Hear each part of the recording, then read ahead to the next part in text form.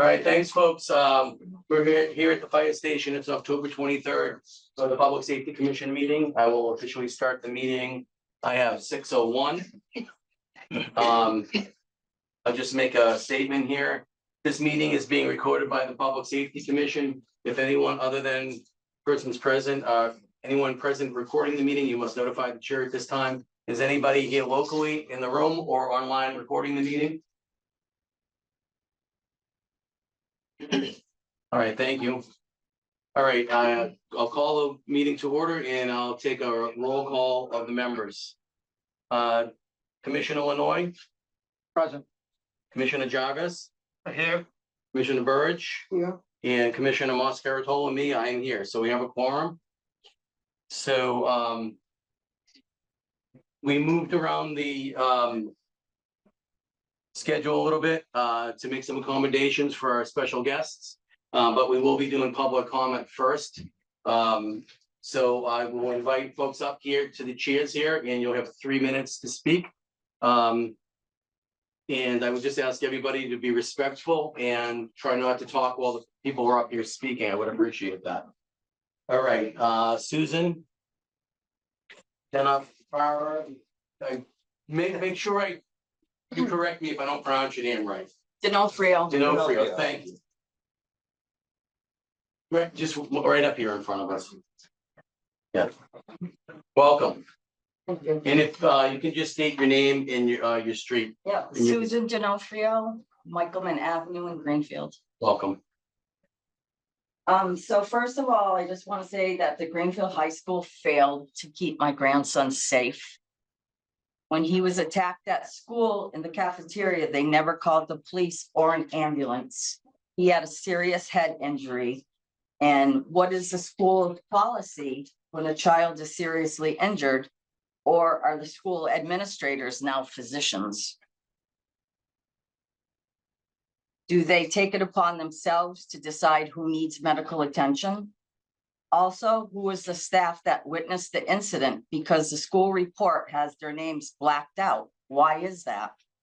And to Karen Patnode, maybe these incidents should be sent out in your weekly parent updates instead of keeping them a secret. That's it. Thank you very much.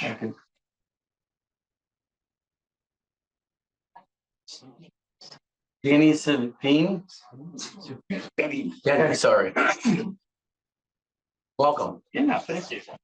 So my name is Denny Savine. I'm actually cousins with Officer Savine. And I'm curious about that. Yeah, so I'm originally from Greenfield and I left for the Air Force and law enforcement. So I've got a long career in law enforcement, both Air Force and Colorado Springs Police Department. And I'm not sure if you folks are aware of a program called Safe to Tell. That was born from school resource officer in Colorado Springs. So it's Safe to Tell, safe, the number 2, tell.org.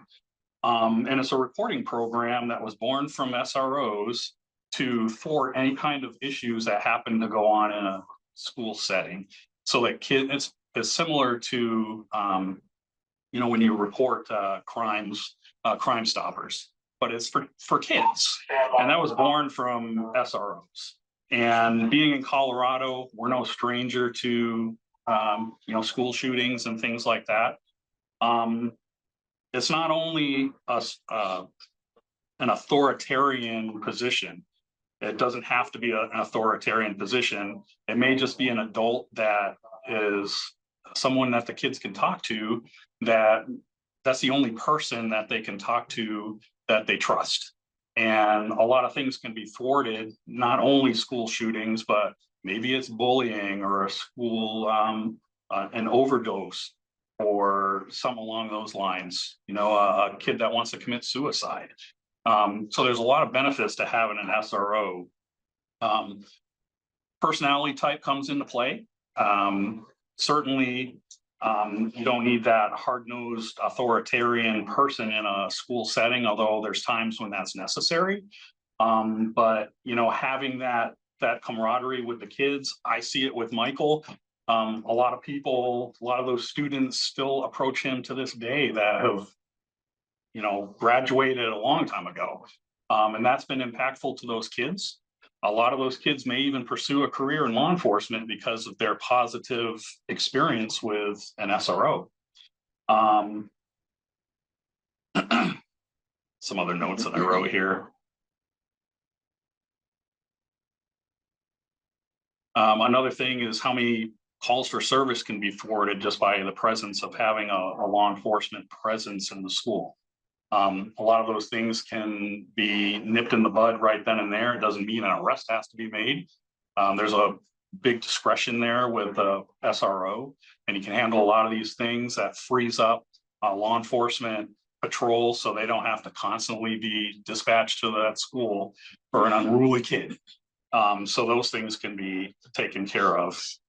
I'm now an insurance agent. I like to use analogies. So most people have an auto insurance policy or a homeowner's insurance policy. And why do they do that? Because you know, their car might get stolen, or it might get damaged, or their house might burn. It's all a might. So isn't having a school resource officer, in essence, an insurance policy to make sure that something that may occur in that school can be thwarted? It's not going to stop 100% of the things, but it can certainly diminish the possibility of some of those serious instances happening. Thank you. Thank you so much. We appreciate it. Empress, I'm gonna make a mess of your last name. Chairman,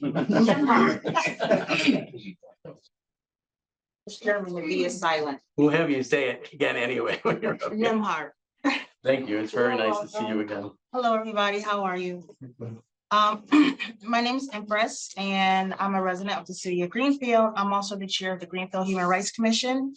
Before I get started, I just want to say that for all individuals who serves on commission and boards, I definitely appreciate the work that you're doing for the city of Greenfield.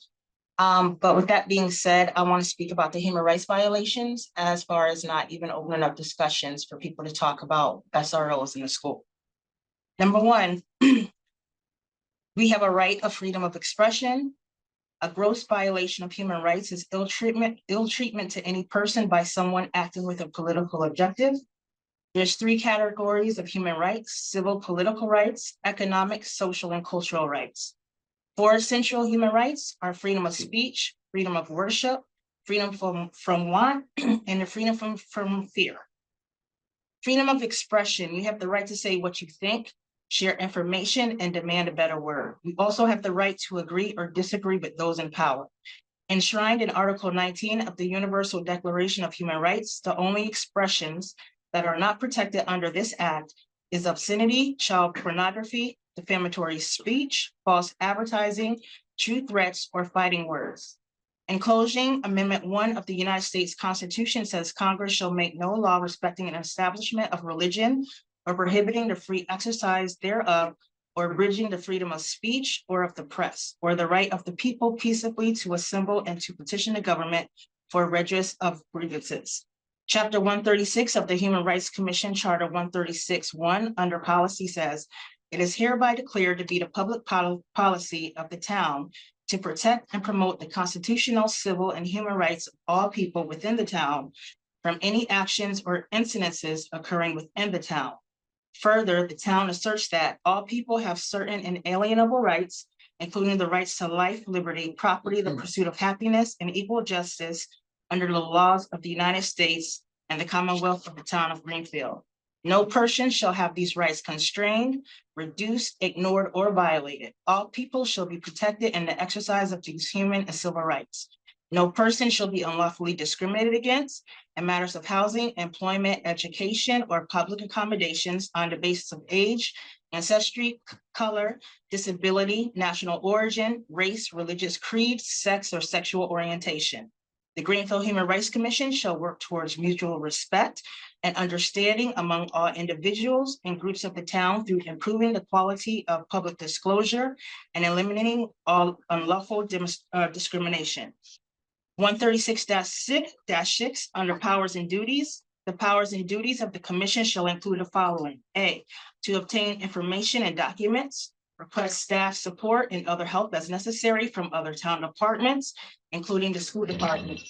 Need to publish reports and other documents, to initiate investigations into the existence of unlawful discrimination in the town, which may deny or tend to deny equal access to opportunity in matters of housing, employment, education, or public accommodations on the basis of age, ancestry, color, disability, national origin, race, religious creed, sex, or sexual orientation, and in connection therewith to hold administrative hearing.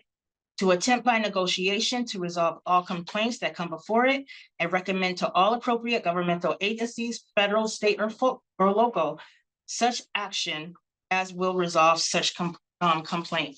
The reason I'm coming is because we're bringing this to the Human Rights Commission. Our next meeting is November 12th at 6 p.m. That's on a Tuesday, because I feel there is a need to look into this because there's definitely some human rights violations that we're going to look into.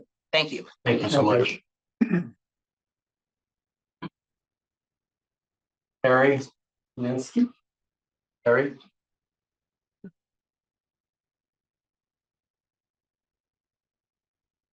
Hello. Hi. Hi.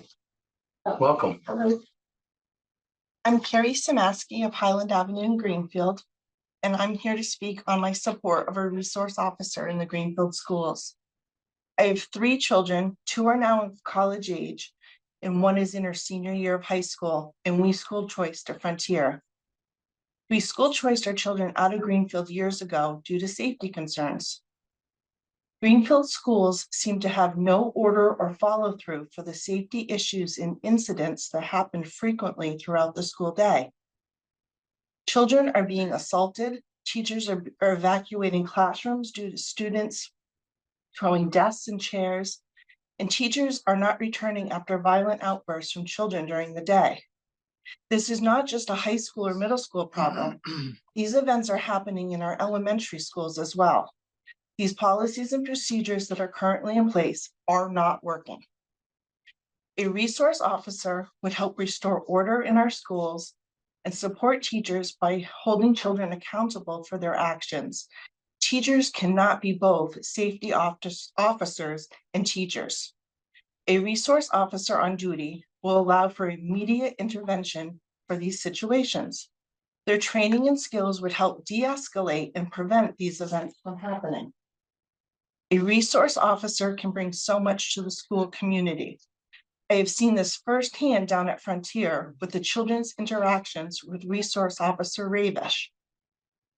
He is a true asset to the school community. The connections he has made with the children from kindergarten through high school and beyond is absolutely incredible. He has helped so many students graduate who would have never received this on their own.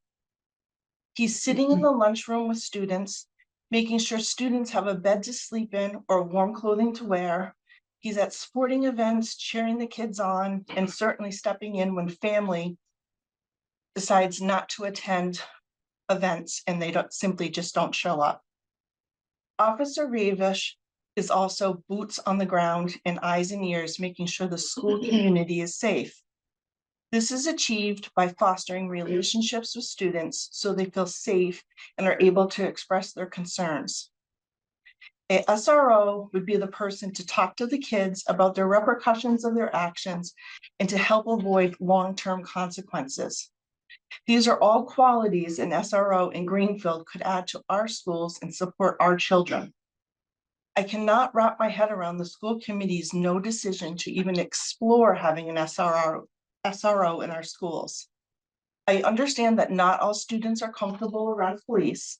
However, it is our job as adults and educators to foster good relationships between public safety personnel and our children. It is also our responsibility to provide a safe and supportive environment for learning for all students. I urge the school committee at the very least to open the discussion. Thank you for your time. Thank you very much. John D'Onofrio. John.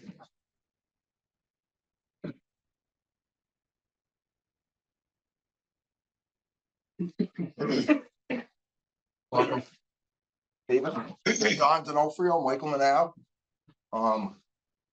I was at the last school committee meeting and I spoke about the altercation, which now I'll call an assault against my grandson.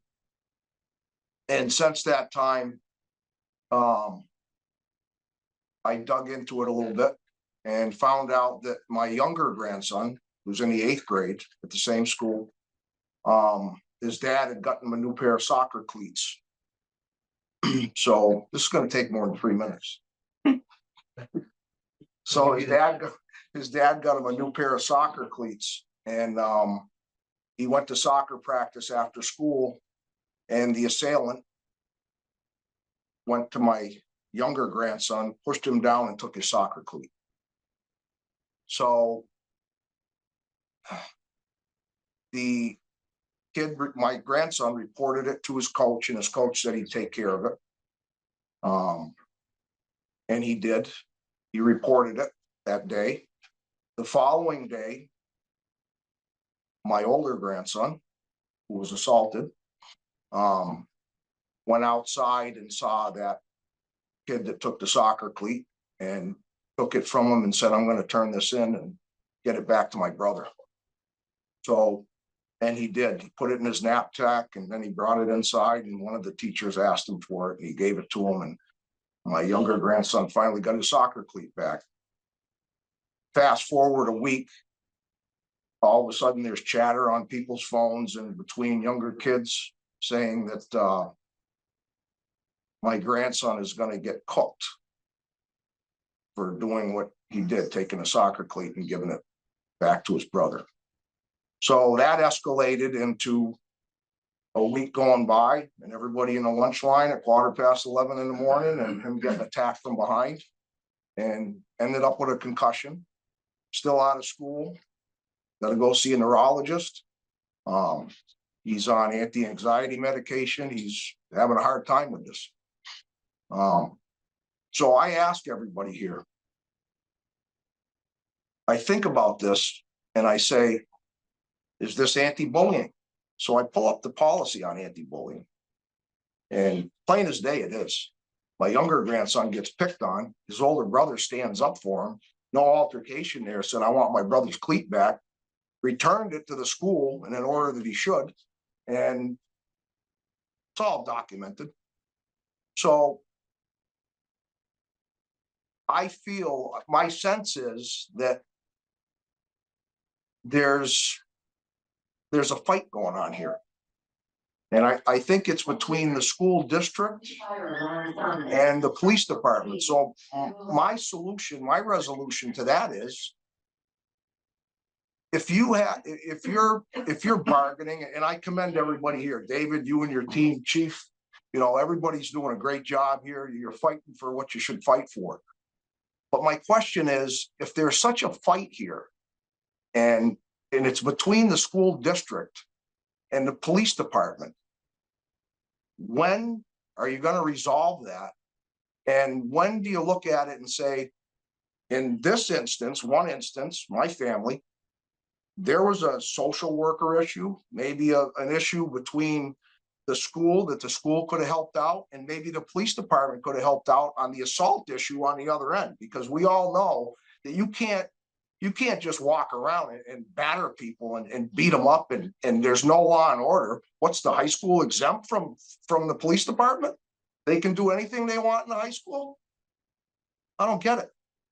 They can do whatever they want in the high school, and we're not to say anything about it. So my suggestion to everybody here, and to the mayor and to the school department, why don't you all come together? Find solutions to the problems. Why don't you have a resource officer and a police officer? Work together, unite everybody and work together, because this fight will go on forever. This will go on forever until somebody else gets hurt and we all look back and say, wow, we really should have done something. So, you know, I just don't see that. I don't see that if we don't find a solution to these problems, how are we going to resolve them? This fight could go on forever. We could go back to the school committee. My hope is that the mayor has enough compassion, and I hear good things about Mayor Ginny. I hope she has enough compassion and enough knowledge to get everybody together. And she can surely override the school committee's vote. I mean, she can do what she needs to do to bury the hatchet with everybody and everybody work together and get this resolved. Because this is a fight that doesn't need to be. We should be fighting for the 1,400 kids that are in the school district. What are we all gonna say when this all happens and somebody else gets hurt? Because it's coming, it'll come. Someone else is gonna get hurt, and we're gonna say, well, we sat on our hands and we were fighting amongst each other. But really, we took our eye off the ball because we're fighting for the kids. Well, that's all I got to say. But thank you. Thank you so much. Thank you, Dave.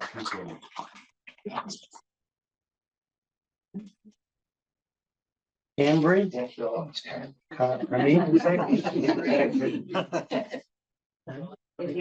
So eloquent. Did I mess it up?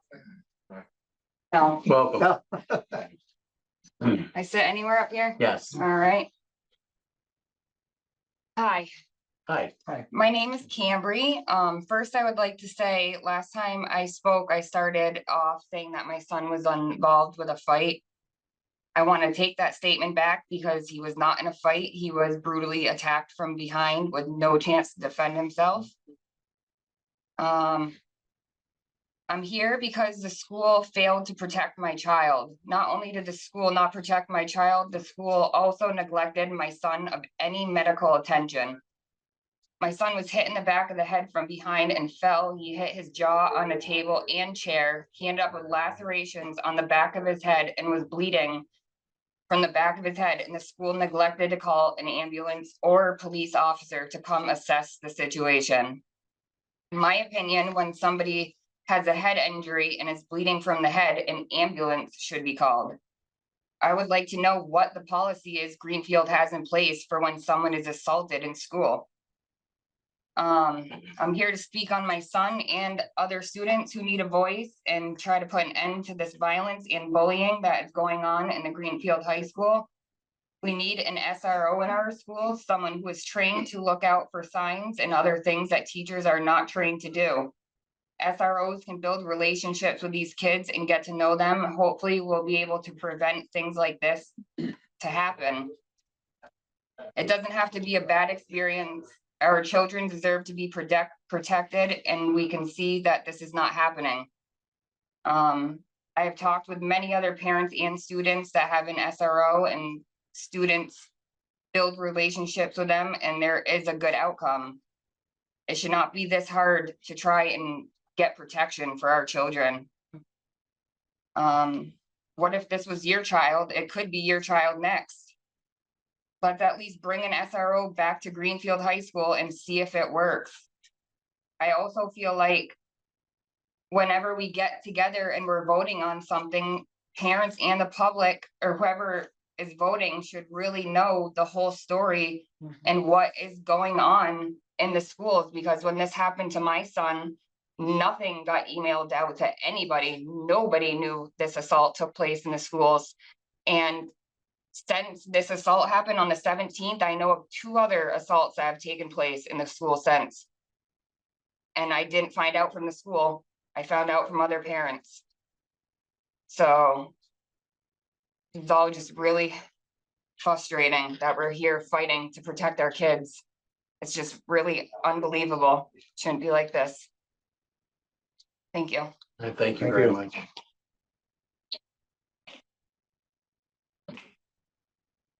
So I'm gonna ask if there's anybody else. That was it on the sign-up sheet, but I will ask, before I go online, if, I see you down there, just give me 1 sec. If folks online want to, do public comments, please, kind of raise your hand virtually. And I think, are we checking on the chat? And we're following the chat, so, if you do wanna, make public comment online, please let us know. And, somebody in the back of the room, would you like to come up? Yes. I didn't find out till late, so I didn't write I just anything. need you to come up and just state your name and your street, please, and if you're outside of Greenfield, what town? Thank So you my very name is much. Brandy Black and I live at 7th Street in Greenfield. Welcome. I have two children, one who I took out of Greenfield schools due to the racism and a horrible treatment he had endured here. And I knew it before I sent my youngest to Newton. He has been assaulted 5 times, physically hurt since September 25th. And the principal, Sadie's Cora, has failed him and literally lied and rewrote every statement and took back and switched up. It's pretty sad that my son at 5 years old in kindergarten is being assaulted by the same kid 3 times and another kid 2 times. I've went to the superintendent multiple times. I mean, I don't usually even deal with stuff like this. I've called the police. I spoke with Llewellyn on September 30th, and he suggested having a police officer in the schools. I'm not normally for that, but and my kids are of color. So all these people saying it's not, for the kids of color, it would be a problem. No. I think bringing them in at a younger age and getting them familiar with the police makes them less scared of the police and more apt to go to them for help. I don't know. My son's 5 years old. He has an IEP. It doesn't mean that he should be assaulted or have bruises or be kicked in the stomach or his head bashed on the side of the play structure. It's not okay. And the way that they're sweeping it under the rug and just trying to make me sign a bullying paper, which I ended up doing, signing a bullying paper on another 5 or 6 year old kindergarten kid when I asked for a mediation, and ruining his transcript for life instead of taking account that the principal should have been saving my son and making him safe. He was not safe. He's still not safe. I kept him out of work. I mean, I kept him out of school for 5 days. I missed work for a week and a half because I didn't know what to do. I was scared to send my kid back. And I'm still scared every single day. I get at least once a week, I get a phone call. My son's been assaulted and I'm not okay. I don't know what to do. I'm having meetings with IEP teachers. I'm having meetings with superintendents. My son is physically been harmed. He's scared to go to school and it's not okay. And I can't tell my son, hey, go hit them back because that's not right. He doesn't want to get in trouble. So where does the line draw? Where is the safety for these kids? Because that lady's holding an umbrella and it has holes in it. And everyone else is sticking up for her and worried about her instead of worrying about the youth, the people that matter. These kids are not safe. I would love a police officer with these children. I think it would be great. I don't feel like my son is safe in kindergarten, and I think that's sad. I had to send my oldest he goes to the tech, thank God, and he loves it. But he had problems in Federal Street. He had problems in Newton. He had problems in the middle school, and he had problems in the high school. And he was actually brought to court for being late to school 3 times. But all white kid who pulled fire alarm got in-house detention. My son was late to school. They made him miss 4 days of school. I think it's pretty sad the way that these kids are treated and the way that they're just looked at. And you guys keep trying to save the staff. You need to make sure the staff is saving the children. These children are not safe. They're not, and a police officer should be in the schools, not to scare the kids, but to make them more friendly with them and make the staff know. I watched a teacher assault a kid when I was bringing my son into Newton, assault a kid, and I reported it to the principal. The kid was being bad and he put his arm up like he was going to hit her, but she didn't restrain him. She grabbed him and she hurt him. And it's not okay. And she's still there to this day. I don't understand why you guys allow, or not you guys, but I don't understand why it's allowed and it's okay. Like, my child shouldn't cry to go to school, and he shouldn't cry. He should be able to get the education. I shouldn't have to school choice him out of Greenfield when I pay taxes here. I don't know. I'm at like a loss. I'm like, I don't know what to do. I'm up all night Googling laws, and I'm talking to lawyers, and I'm calling the police, and I'm doing all this stuff. I shouldn't. I should be able to go to work, come home, and spend time with my son after school. Instead, I'm worried about how's tomorrow going to go? Is he going to be okay? His teachers are great. It's that principal. And I can say every school in Greenfield, except for Four Corners, we've been through, and I've dealt with nothing but horrid stuff. It's horrible. There needs to be a police officer in those schools. 100%. There's no question. Thank you. And it would one more thing. Okay. And it would make the kids more friendly. Like I've already said, it would make them more amped to when they're older. And the way that the principal, like hugging and touching and doing all that with the children, it's really kind of frightening and like predator like. I think it's very, very weird, all the touchy feely stuff. And I'm not okay. I'm just not okay. Every single day. I fear them. I'm gonna get a phone call. They call me and say, hi, hey, how are you? I said, I don't know. How's my son? Why is he in the nurse now? And 5 different stories. And I have copies of all these if you guys need any. All right, thank you for your time. Thank you. Is there anybody else here in the room that would like to public comment? Just come on up and state your name and your address.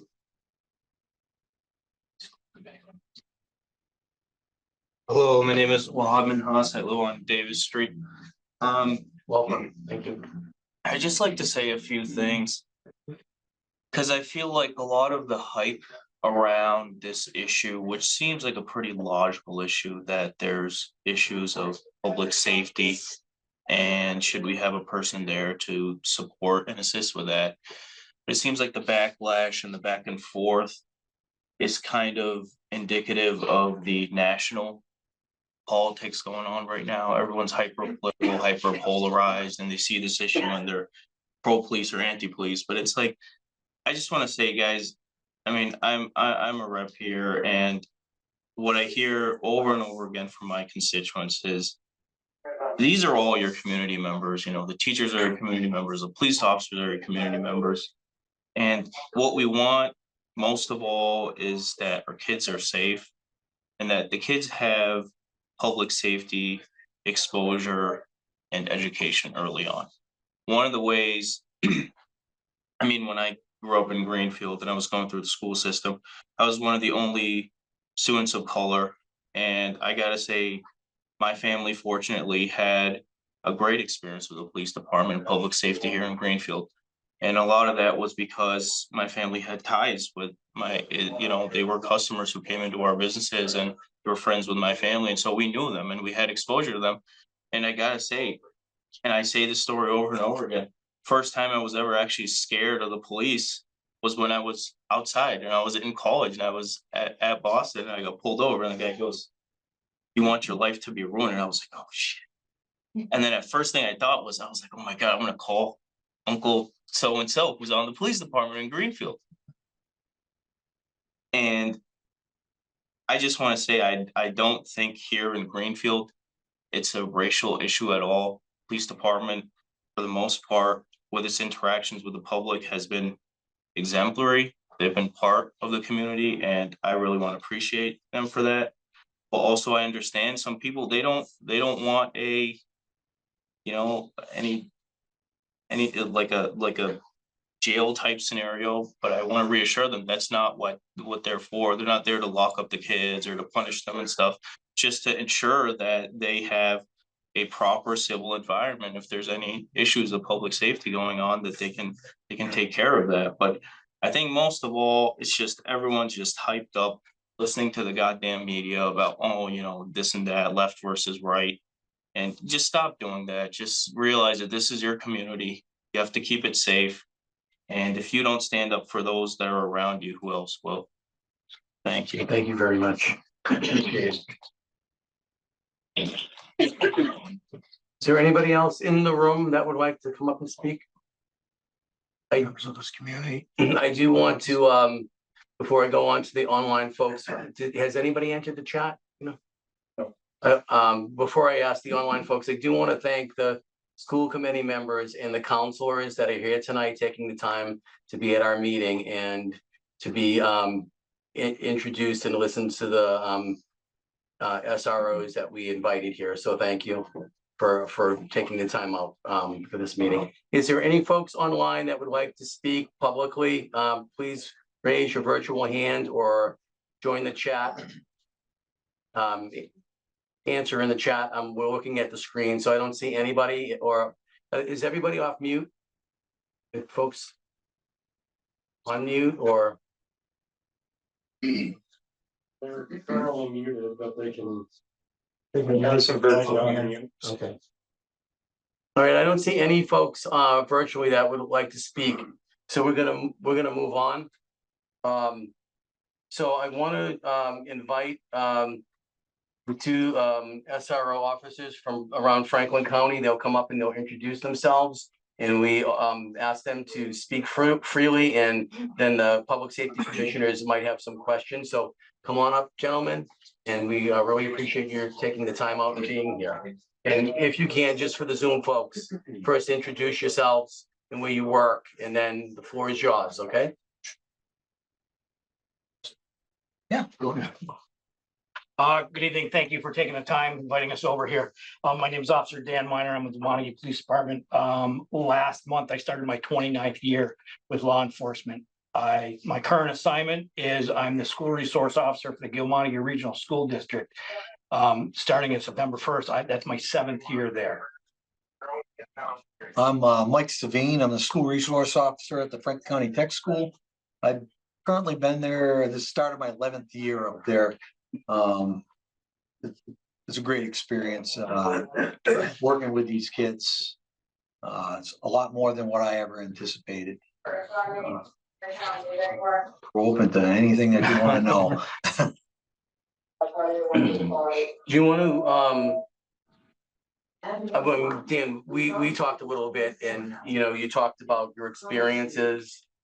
We have your handout here that we'll all take a look at afterwards.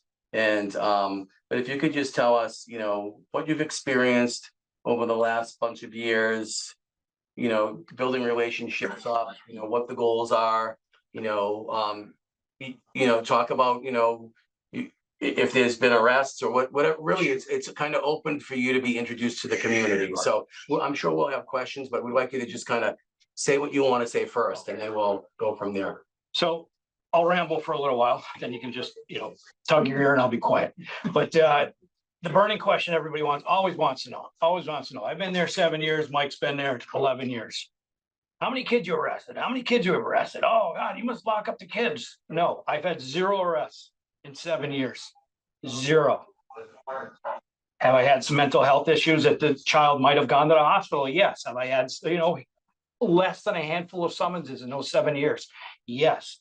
I've put 1 kid in handcuffs in 7 years. These handcuffs that I carry on my hip have come out once, and that was because the student was actively punching the vice principal in the head. And then later on, that student went to the hospital. That kid didn't go to the station. That kid went to the hospital. Our biggest, one of our, analogies that we use is we want the kids to run towards us, not away from us. I don't walk around the halls. Mike doesn't walk around the halls. Brian Ravish doesn't walk around the halls, clicking and clacking your boots, knocking kids against the walls. All this rhetoric where the people talk about the school to prison pipeline. My numbers don't lie. 0 arrests in 7 years. Mike can speak to his. He's had 2. Excuse me, 1 or 2. 1 in 11 years. That's not bad. That's not bad math, I don't think. If you got a question, call us and ask us. We're a resource. I work daily with the adjustment counselors. I work daily with the principal, with the vice principal, with the other counselors in the building. We are a resource. We're not there to jam kids up. When the right, and I know Chief Dodd for my entire life. I've known Billy Gordon for my entire life, just about, Chris Green I have the utmost confidence in that they will put the right person in that job. And I assure you, it will probably be a successful plan. I know it will over in Greenfield. I have a comfort dog that goes to school every day with me, 40 hours a week. They get upset if the dog's not there. Me, not so much, but more the dog. So Matt Llewellyn and I were at the Franklin County Fair, a month ago, whatever that was, month and a half ago. I had Mac had Frank. We had, I would say there was 8 to 10. I think they were field hockey players or volleyball players, one or the other. They had Greenfield jerseys on. Boy, did we get holy heck. Why don't we have an SRO? They lit Matt up like there was no tomorrow. Why don't we have an SRO? These are girls that were in juniors and seniors begging us to have an SRO. Mm-hmm. Officer Miner, Officer Dan, can you come over? Can you come over? I said, well, that's not really the way it works, but they said, bring Mac. But that's the way, as far as I know, the kids that I've talked to. And it's not like when I was a kid or Chief Dodge was a kid, you only knew a handful of kids from Greenfield. All these kids all know each other. And I hear it from the kids in my school. Mike hears it from the kids in his school. They for the most part, as far as what's getting back to me, they want an SRO. It's the, you know, the, just being there. I guess we'll go back to like when, you know, I had a young men's group. We had 10 kids that we picked out that, quite honestly, were, I hate to use these terms, but they were our more challenging kids in the school. We started a young men's group. Every one of those kids, it was myself and a retired educator from the area, Scott Smith. David, you came over and spoke to the kids. We had this group, we met once a week on Fridays. These kids had the option of meeting Thursday during gap, and they would have gotten credit for this young men's group. All these kids were there voluntarily, by the way. They said, no, we don't want to meet on Thursdays. We want to meet on Fridays. I said, well, if we go on Thursdays, you'll get credit for it. Hey, who doesn't need an extra 3 credits? Right? They would get their lunch and come down to the conference room where we met. Right? Those kids didn't want to meet on Thursday because they wanted to meet on Friday because that was during the morning. When we met on Friday, we ate lunch. Some of those kids would tell me, this is the only time that I sit down and eat with kids. Excuse me, as a family. I don't sit down and eat as a family at home. What an SRO does is they fill in a lot of gaps that sometimes aren't there. When the kids came back off of COVID, when they could have went to the hybrid, when they could have stayed home, stared at the screen a little bit longer, or they could have came to the school. I had more kids come up to me and say, Officer Dan, yeah, what's up? I say, do you know why I'm back here? I said, why? And they go, because I wanted to see Mac. I don't care, it's a win. Okay, get in the school. You know, the kids could have sat home and stared at the computer screen a little bit longer, but they didn't. They came back for a reason. If I can, you know, we have a weird time about talking about each other, but I'll talk about Mike. Mike's been there 11 years. He had a young lady that was 22 years old, got a hold of Mike that was assaulted 4 or 5 years after she got out of school because she wanted to report something that was very important to her. Excuse me, to her. She was being assaulted, domestically assaulted. She got a hold of Mike because he was her one responsible, or, you know, her go-to person. That's a win. I don't care if you go through your whole entire career. How many people you locked up? You know, all these little things you lock people up for, right? A young lady coming to Mike, she's 22 years old, and said, I'm coming to you because you're my trusted adult. We've got 100 stories like that. So, all right, I'm done rambling. Thank you. Yeah, a lot of it is about building those relationships with those kids. Plain and simple. When I first went there, I didn't know what I was getting myself into. I really didn't. My superintendent, who was the principal at the time, he just wanted me to try it for 6 months. Then after that, he says, I want you another year. So that was something positive. I must have been doing something right. A lot of it is the simple things, is walking up to that kid and giving the fist pump. Now it's every day, the fist pump or the handshake. Some of these kids don't have the proper terminology. You're trying to watch that, but they don't have the best settings at home. So when they come into school, they're in a pretty good mood, but at the end of the day, you see them kind of tank because now they're on their own. They know they've got me. A lot of them know Officer Minor already because they came from Turner's. So they, you know, Officer Minor. Just building those relationships are better than anything that I think with these kids that you can have. I can't go through the halls, even just walking by a classroom, hearing Savine. I'm like, you know, sometimes they'll get waved in. Teachers talk to me all the time. Kids, open door policy. When I'm in my office, they see me, they come in. Hey, I got snacks, I got stuff. Sometimes it's just simple as that. Sometimes they're just like not having a good day. I tell them, even if you're not having a good day, come down. You don't even have to talk to me. Have a seat, relax. When you get your stuff back together, we'll get you to class. So simple things there. And at over 11 years, like Dan said, I've had one arrest when I first started there. That's not what we're there for. We're to build those relationships. We're a resource. That's why school resource officer. They've got to have somebody to come to. They're not always comfortable going to guidance counselors. They're not always comfortable going with somebody else. Once you build that relationship, they come and see us. Then if it's something, we get them pointed in the right direction. I'm not a guidance counselor. A lot of times when we're not even at the school. We show up on calls and we show up at their house. They're dealing with other officers and they may be elevated. As soon as we show up, totally change. Officer Sabine. Officers, yeah, go ahead. We bring them way down. I've been to accidents, been to so many things. I've been to things outside of there. Next thing, they're sending goodies up to the police department because the parent knows me too. I know a lot of the parents. I get calls from the parents. It's just about building those relationships. You're walking around. You see that one kid sitting by themselves at lunch. He goes, "Hey, how's it going?" Just start having a conversation. They'll always engage. Sometimes somebody else is sitting by themselves. You'll introduce them. It's just that interactions with the kids, keeping them safe. They know they're safe. They have a safe space when they come to school every day. You know, they know that we care. I wouldn't do the job if I didn't care in the school. I didn't know what I was getting myself into. Now I start my 11th year up there.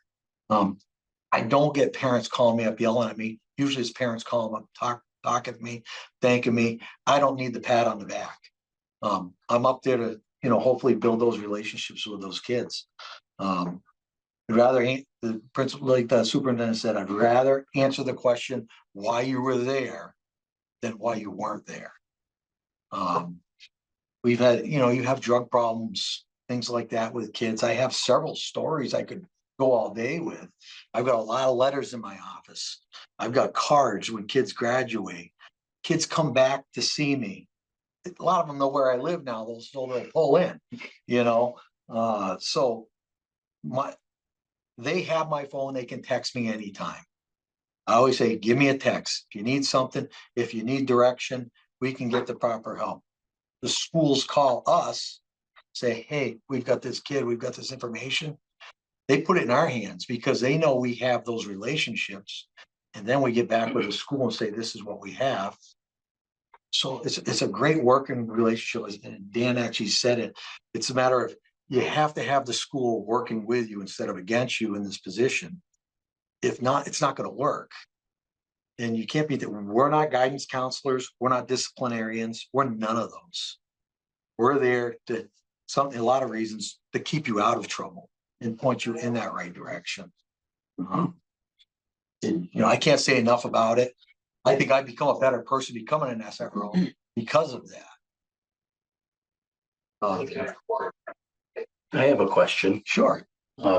So personal experience of mine is my children are older, but when they were younger, my son he's on the spectrum. He's back then they called it Asperger's, and now you're on the spectrum. And he was like 6 feet tall when he was like 12, right? So everybody thought he was older than he was. So teachers would say grow up and act your age, but he's acting like he was 12. So there's been some comments and concerns about folks that are on the spectrum, or maybe I still use the term Aspergian. I don't know if it's correct, but can you do you have any experience with the Shire kids and like getting them to to come out a little bit more and maybe feeling a little safe, or like just can you talk about that experience? I think we both can hit on that. We have that too. And I try to build the relationships with those kids anyways.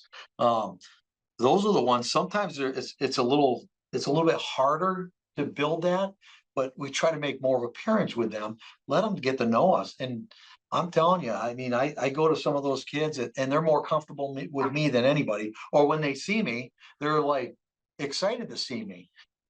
I get, it's like coming home to your kid or your family, your pet or something. I don't put a kid as a pet, but they're excited to see you. It's about building that relationship with them, just like you would anybody else. Sometimes it's a little different way of doing it. We're constantly going to these trainings. I mean, the principal said, you guys are going to be the most trained cops in the country. And we are. And when you go to the trainings and because we're a constant training for mental health and it could be just about anything. We're at constant trainings for this. And it's just about a different approach for those kids. And sometimes the teachers know that we have that. And it could be that kid that just really blows up all the time. Once they see you, it totally changes the perspective of what the situation is. The intent, I think he has a little bit more of that than what I probably have. So we have both in the middle school and in the high school, we have what we refer to as a life skills program. It's kids on the spectrum, they run the gamut. I am in those classrooms visiting almost every day, probably once a day, twice a day, 3 times a day. And I have actually probably a closer relationship with some of those kids in the life skills program that I do with some of the high school kids and the middle school kids. And I love going in there. That talk about filling your bucket, filling your heart. Those kids really appreciate going in there. And there's a few shy kids, but like Mike said, you build a relationship with them. So for me to go in, sit down, and start doing worksheets with somebody, or bring Mac in with me, have them sit down, and the kids are petting them while I'm doing math sheets with somebody. They love it, and we're welcomed, just like Mike said before, we're welcomed. I've never been told to get out of the classroom. You know, like Mike said, you're walking down the hall, you feel bad because some kid will yell, yeah, whatever, you know, and like, hey, no, you know, stop. If somebody's giving a lesson plan and they're yelling for my dog walking down the hall, it's a little distracting to me because I feel bad because I'll go back and apologize to the teacher later on. Like, yeah, don't worry about it. You know, it could be worse. So certainly it's all about building relationships and I mean, I love going into life skills programs. It fills my heart right up. And so anybody that knows me in this room, if I didn't believe in this program, if I didn't love my job, I would be sitting here in front of you, you know, volunteering my time to come over here and talk to you guys and talk to the city of Greenfield, certainly. And somebody who was speaking publicly before said, the boards need to come together. You got to make this happen. Please, please, please, please make this happen. I don't know what happened. I don't know. Put your egos on the side, put your whatever, and try it for a year, 2 years. But like Mike said, though, if the school's not willing to work with the police department, if they take that cop, they throw him in a closet over there and they say, don't come out till we tell you, it's not going to work. You know, we work, both of us, every day with counselors, with adjustment counselors, with principals, vice principals. And again, we're part of the circle. We're part of the team. I'm part of the inner circle, you know, for Gil Montague. There's SROs that we talk to all the time. If you're not sure on something, if I'm not sure, Dan's not, we call each other, or we'll call Chad Softic. I think he's been an SRO at Marhar for close to 20 years. So that shows that works. He coaches, he does a lot of things with the kids. I know a lot of kids that go to Greenfield. They've asked, you know, yeah, we didn't have an SRO over there, you know. It's just going to help. It's not, some parents worry. You hear, well, these are the things that I hear. Well, you know, you see the police car out there, so on and so forth. Well, guess what? They're going to get used to seeing the police car there if it's there every single day. They're not going to have that worry every single day because they know somebody's there. You're not going to have, you know, multiple police cars coming in every day or every other day, every time there's that problem. We're stopping it before it happens. A lot of these kids, when they do get jammed up, they're in the office, they're waiting, I'll walk through, I'll see them sitting there. Oh, what'd you do? I'm not disciplinarian, you know, they'll tell me. And I'll say, oh yeah, well, what did you learn from that? You know, and just have to, hey man, sorry. And they'll go, hey, sorry, Sabine. I'll say that. Hey, you know what? It's a learning lesson. Hey, let's just redirect. Hey, when you come back, hey, let's start, you know, just start over. Nobody's gonna be mad at you. And they're just going to say, if you start over and you come in as a better person, guess what just happened? And they're like, wow, that gets changed. They're going to be giving you a pat on the back when you walk through the halls. Again, these kids,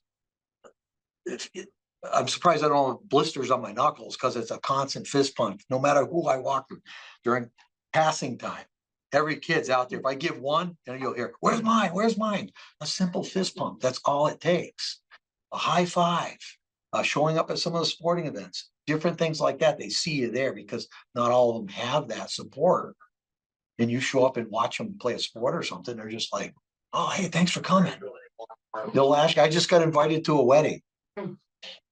That hit me like, you're inviting me? Yeah, that's awesome. Graduation parties. Yeah, I have been invited to those too, but the wedding was just kind of like, hey, I need your address. And I said, what do you need that for? You know, she's been graduated, what, 6 years?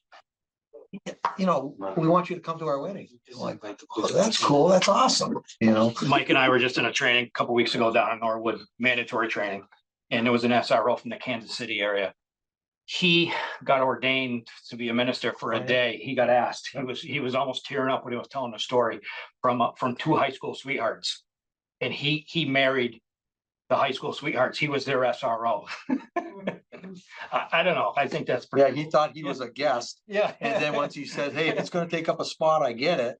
And they said, no, we want you to marry us. Yeah. So, I mean, that just goes to show right there. I mean, it's, and they're nationwide, you know, National Association of School Resource Officers. We had to get trained through there. We did that, and we were part of the MJPOA. We go to conferences. We just came back from the state conference that they just did. That was a 2-day conference. And it's talking about all these things that are going on, not just here in Massachusetts, but it's all over the country. The MJPOA, how many people are there? I mean, they're from all over the state. Massachusetts. They have speakers from Columbine, from out in Connecticut. All these schools that have had these issues are speaking to us. Because it's an important lifeline, I think, in a school. Folks, I have a whole list of questions, but I don't want to hog it. So you ask. Well, I don't want Commissioners? to ask questions necessarily. I want to know if we're going to have an opportunity for commissioners' comments. Yes. Because we I do. have a lot of Yes. comments. Yes, we will. Okay. Yes. And they're going to take longer than 3 minutes. Okay. Yeah, I'll give you 6. Do you have any commissioners, any questions? So, can you talk a little bit about how the teachers feel about you being there? And I mean, in my mind, teachers should be there to teach. They shouldn't be there to have to deal with, you know, some of these issues, right? And they probably don't want to. So could you talk about your experiences and how the teachers at your schools feel with you being there? Yeah, Some of the experience were. with me in particular, I think I got a great relationship with all teachers to where, hey, teachers need to talk sometimes too, so they come down and talk to you. But there's not, like Dan said, there's not one teacher that doesn't want us in there. I've never heard anything negative in the time that I've been there. So I think I've got a pretty good working relationship. I can go to talk to every one of them. They come talk to me. If I walk into their class, sometimes I just walk into a classroom, just kind of go away, keep teaching. And the kids wave. They have no problem with it. Again, we're not school disciplinarians, so certain things the teachers have to handle. We're not there every time a kid does something. We're not going down there with administration. That's not what we do. Administration's still got to do their job. But as just working with the teachers, when I first got there, you had the questions. You had a lot of questions. But now You get that at the beginning. yeah, there's really no questions. We work with that. We work with the safeties. We do lockdowns. We do all these things. They send you questions all the time. It could be legal questions, even not having anything to do with the school, but we built relationships with them too. So they come to us too. So I couldn't name one teacher that I really have any issues with at that school that doesn't want me there. Dan, I think you had talked about a teacher that had some hesitation, and then can you speak to that a little bit? Sure. When I first started 7 years ago, I was maybe into the fall at that point, or maybe into the spring, I can't remember. And it was an adjustment counselor who's got 4 master's degrees, and I got pairs of socks. And she said, you know, Dan, she says, if I had to vote last year, whatever, if they came to us for our opinion, I would have voted no for an SRO. And I says, well, thank you. I respect your opinion. And I'm waiting for, like, you know, another punch in the stomach, you know, and she says, well, I go, and now? And she says, now I can't imagine going a day without you or working with another SRO. If I leave here and go to another school, they better have an SRO. So that to me was a pretty good compliment, I think, coming from an adjustment counselor or a teacher. But like Mike said, I've never been shunned. That's for sure. To get out, you know, you can sort of bring something to the class, life experience, anything. And they certainly welcome you. And I've never been. The admins, like in my school, are great. You know, they work with you. They don't work against you. I can't say enough. I mean, like the support, my superintendent says, I can't go back to the street, that I need to retire from there. So I mean, if that doesn't tell you got support in there, what does, you know? Again, if you don't have support from the top down, your program's off to a rocky start already. So a lot of people talk statistics all the time. The statistics for this, against this, whatever the subject is, right? And you know, it's a hot topic. Bring statistics, bring statistics. You know, and it might be hard to put together the statistic that I'm going to ask. I'm not really asking you for a statistic, but you've had, between the two of you, 1 arrest. Just not numbers, but do you think I mean, how many arrests do you think you prevented? I mean, like, you know, like you can't, it's hard to answer that question, but have you prevented kids from, you know, really getting arrested or really getting in trouble in affecting their life, you know, as they graduate? I mean, just, you know, you're not going to have numbers, but just some thoughts on that, because there's a lot of questions about what are the statistics, are they really helping? And you know, you both have been doing this for years and years and years. What are your thoughts on that? I think we get enough information from the kids and everybody else. And then if we hear something, you kind of go with that, and you kind of prevent it before it happens. Because kids talk and things move around. Of course, you have social media and everything else. So we get a lot of information. And so a lot of times we can hit it dead on before things happen. And it's just about redirecting. It's just redirecting the kids. That's the biggest part, is redirecting them. And how do you always find out stuff? You get that from kids. How did you find out, you know, about that? Doesn't matter how we found out. Even when they do stuff outside there, how'd you find out about that? So redirect. Hey, you know what? I got stuff hanging outside my office. And right now, there's stuff out there, you know, it'll be something as simple as, you know, they're driving. If you do this, if you're under 18, these are the consequences. So the kids get that. And vice principal like that. So she said, okay, we're going to send it out to the kids and the families. Okay, simple things about the word integrity. What is it? You know, what happens if you lose it? Can you get it back? What's it take to get it back? You know, simple things like that. I think it's just the redirecting them before they do it, and letting them know what consequences can be, not just at school, but when you do something outside of school. What are the consequences? I think that's a big part of it. But knowing your students is a big one. If you have a student that, you know, blows up very easily and you can see him at a high idle, hey, let's go for a walk. How hard is that? Go for a walk, 15 minutes. And the teacher says, you got him? I got him. I'll be back. Everybody knows. You get angry, it takes you 25 minutes before you stop doing this, right? When you see this, see the hands go back in the pocket. All right. Hey, you want to go back in your classroom? All right. So preventing things, like you said, is it, and knowing your students, that is a big thing. So, you know, I don't have a number for you.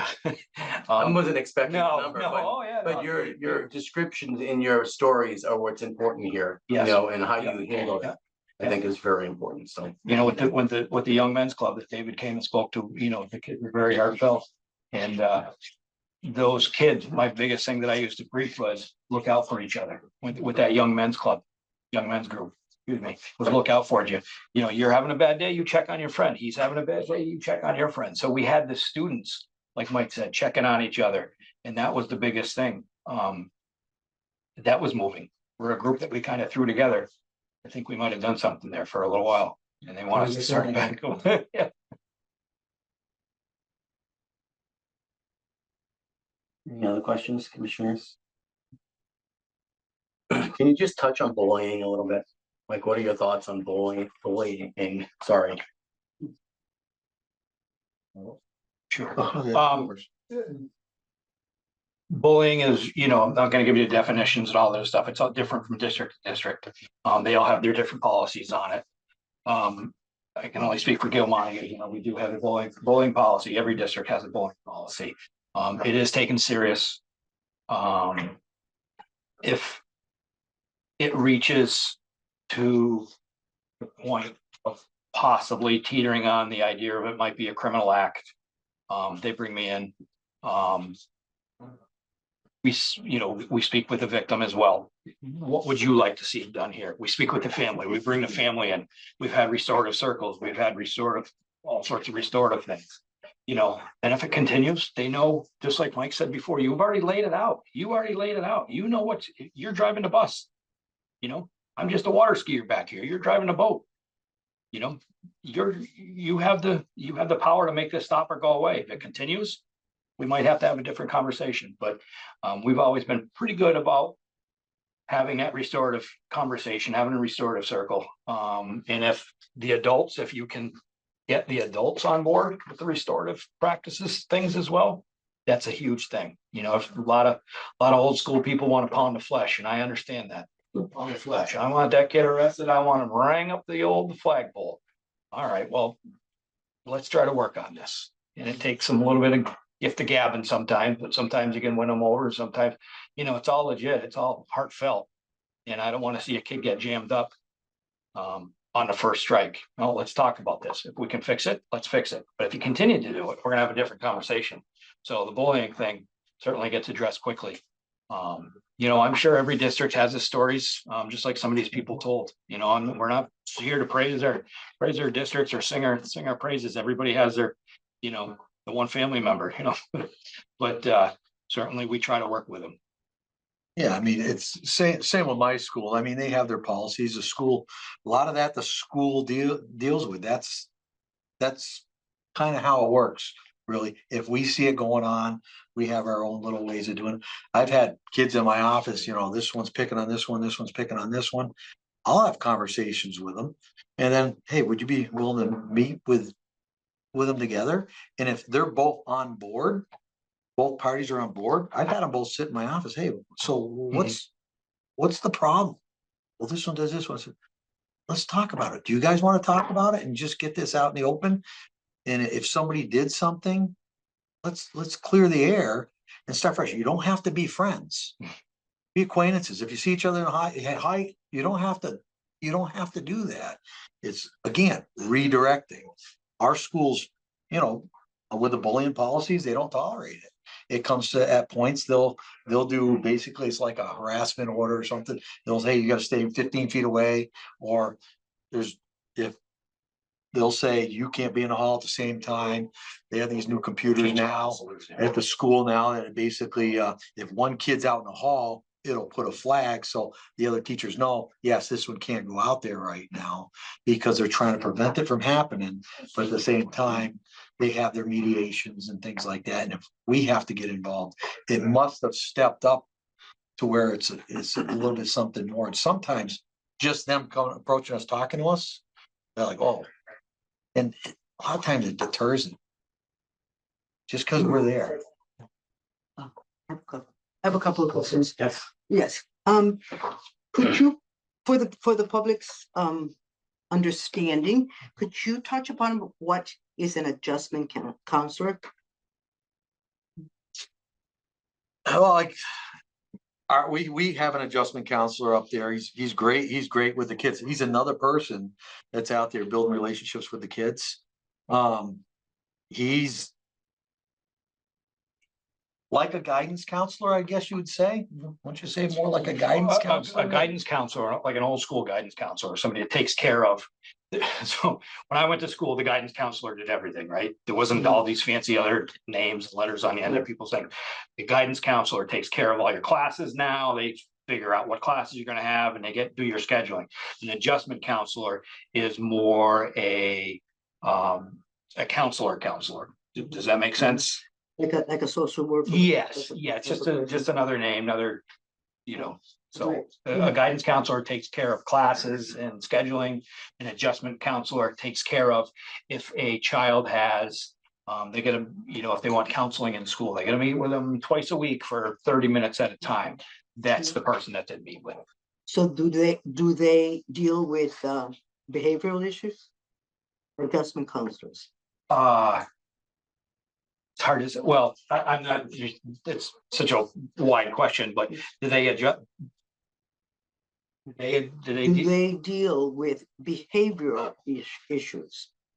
That's more your Yeah, administrative. administration deals. with it. Yeah, Yeah, he's kind of like the go-between because I've used them personally. I had kids in my office, they get to a certain level and we're never gonna let a kid incriminate themselves. They get to a certain level. Sometimes it's just better picking up the phone, calling adjustment counselor. Hey, can you talk to this kid?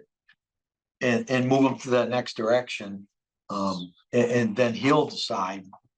so there's you know, what else they need. only the administrators, your vice principal and your principal, and obviously your dean and your, excuse me, not your deans. Deans are not administration.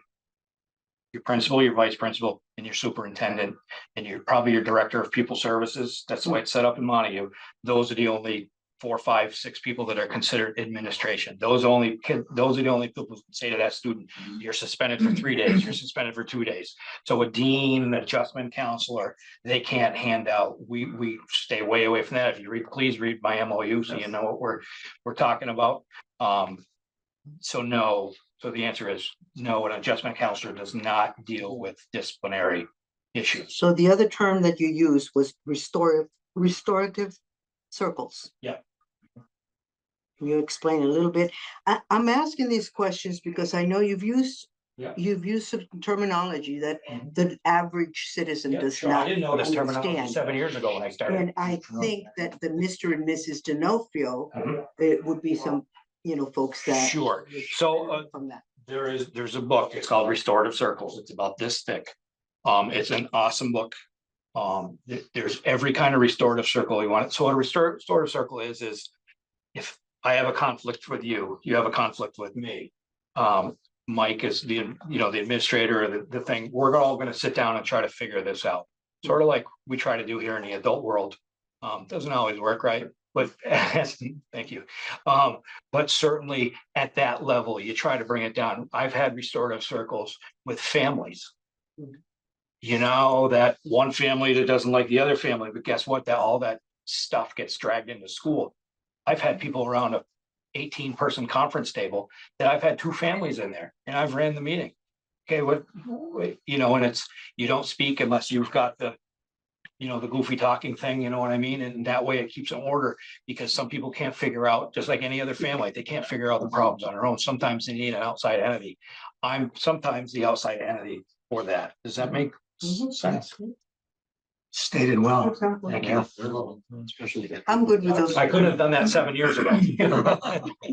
Just for me, one last question, and I don't expect like major details, but a lot of comments from folks that I've listened to and I've heard talk about, SROs. They're not the qualified people to train to deal with kids and they don't have the qualifications.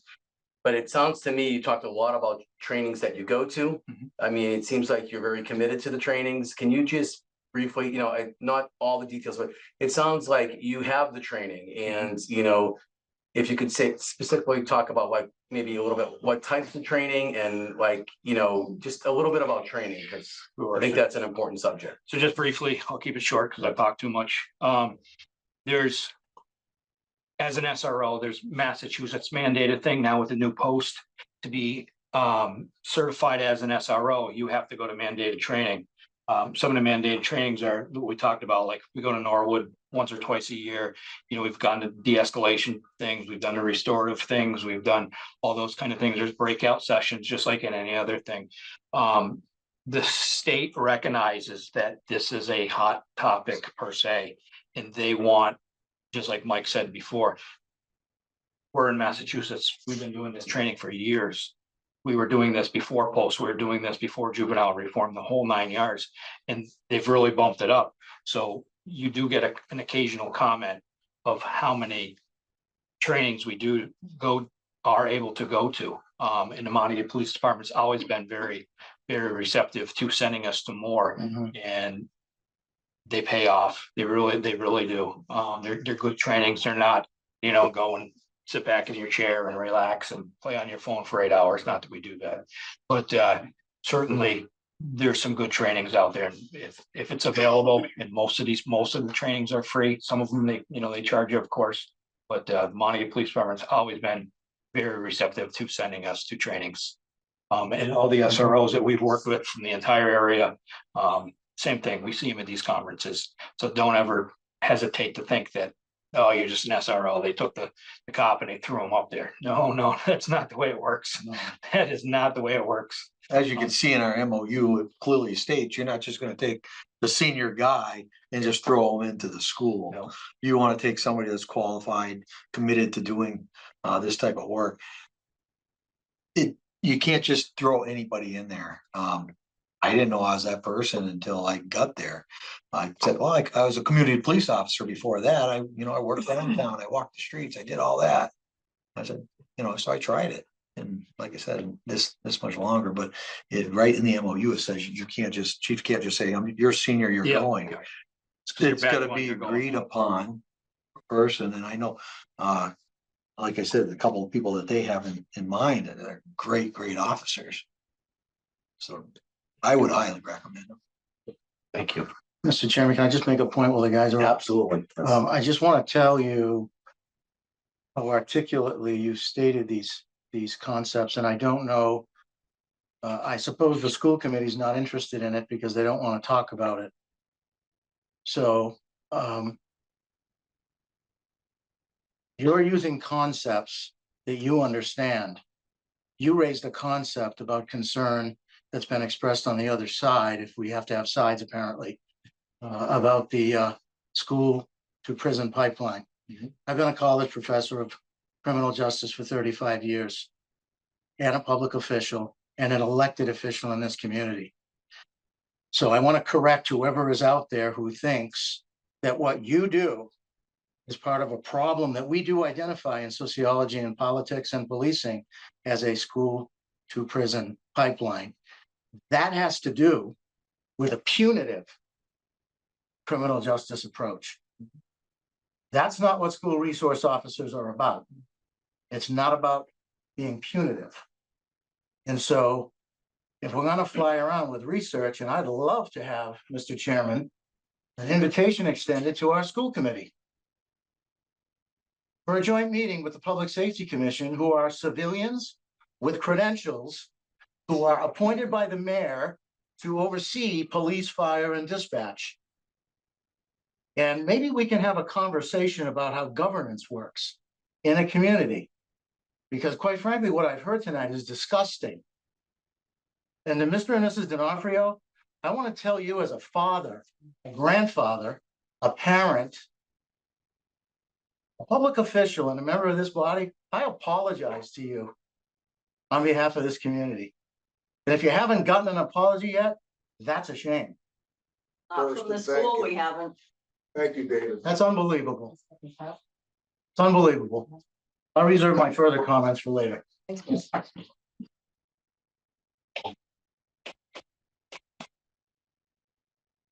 Well, I want to thank the two of you. I greatly appreciate you coming up. It's about education. Like I said before, I invited in the council members here. There's council members in the audience here. There's some online. I invited the school committee. There's some here. Thank you, Ann, and others might be online. And it's about education. And it's about, we have to start somewhere, because right now, nothing is working. In my eyes, maybe the superintendent or the schools can educate us a little bit on what is working. But when we have an incident like we had a few weeks ago, in my eyes, we need to move forward in a better direction. So you being here, educating us in the community, we greatly appreciate that. We know that there's going to be an open house. I believe Chief Dodge, correct me if I'm wrong, the 29th at the senior center. What time? So folks were asking me what time that's starting. 4:30. 4:30. So it's going to be a meet and greet. Greenfield Police, and I think you folks will be there too. So I want to really thank you for your time, and I appreciate your time.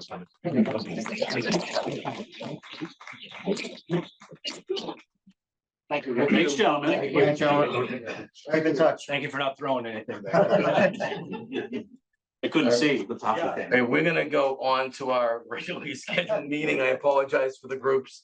But before I do that, do the commissioners have any other statements they would like to make on this subject before we move on? Yes, I would like to say something. The Wednesday that I think it was Tuesday.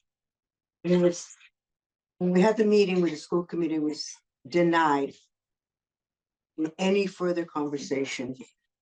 And assigned Ann Childs to just seek an alternative. As disappointed as I was that this happened, I approached as the public safety commissioner, I approached Ms. Childs and said, I would be willing to work with you in an alternative, plan. Because at that point, I didn't think that we could get together and, talk about this. Because as a commissioner, I take public safety very serious. I've been trying to get on this board for a few years. And for those of you who don't know, I have almost 40 years in law enforcement, in community interaction. So and then after talking with Ms. Childs, I talked with the city councilor, Wahab, and he also volunteered to work with Ms. Child from the school committee. So whatever we can do as a team, and I think we're going to be moving forward very positively. So I needed to share that so that, the commissioners and the public would know that we are willing to work, because it is our responsibility to keep the citizens safe and our children first, mostly. Thank you. Any other commissioners? I do. Commissioner You're good, Jones? yeah. Thanks. Good. Yeah, so very short and sweet. To the school committee, I challenge you guys to draft a letter, mail it to all of the people that are the stakeholders, because right now, the tail is wagging the dog and the dog isn't wagging the tail. I like analogies myself. So what that means is the 7 people that voted against the SOR or even to take it up are wagging the dog, or 5. Well, 5, there were 7 present, 2 voted in favor, 5 voted against. So here's my challenge. Mail out to the parents and give them the choice. If they want school resource officers in high school, middle school, and elementary schools, and let the stakeholders, not just the board of directors have the say, but let the stakeholders, like you do in big business, it goes out to the stakeholders at the end, they all have a say in what happens with the company. The taxpayers and the citizens that are sending kids to these schools are the stakeholders. And they deserve to have their voices heard, not just a handful of people speaking for them. So if the school committee doesn't do it, maybe the superintendent should, maybe the principals should. But somebody needs to take up and take a stance and have some positive dialogue with the taxpayers and with the people that had the stakehold of their children in these schools. And not only as for safety, but as a resource of someplace or somebody to go talk to when they're having a bad day. So it doesn't turn into a worse day. Because I like to use the old adage of the guy that used to walk down the movie with the guy walking around with the suitcase. Turns into a really bad day in that movie. And I'd rather have these kids have somebody they can go to talk to. So if they're having a bad day, they don't have a really bad day. So, or somebody else has a really bad day. So that's my challenge to the school committee and to the superintendent. Let the stakeholders have a say. And let's see how those responses come back. And don't send them with the kids in their knapsacks to bring home to their parents. Mail them to their residents. Because we all know what happens with stuff in the knapsacks that we send home with our children. I was guilty of it too. I made sure that I reviewed everything before when I circular file sometimes, so. Well said. So that's what I have to say. Can I follow up? I want to make a comment. Go ahead. You're the chair.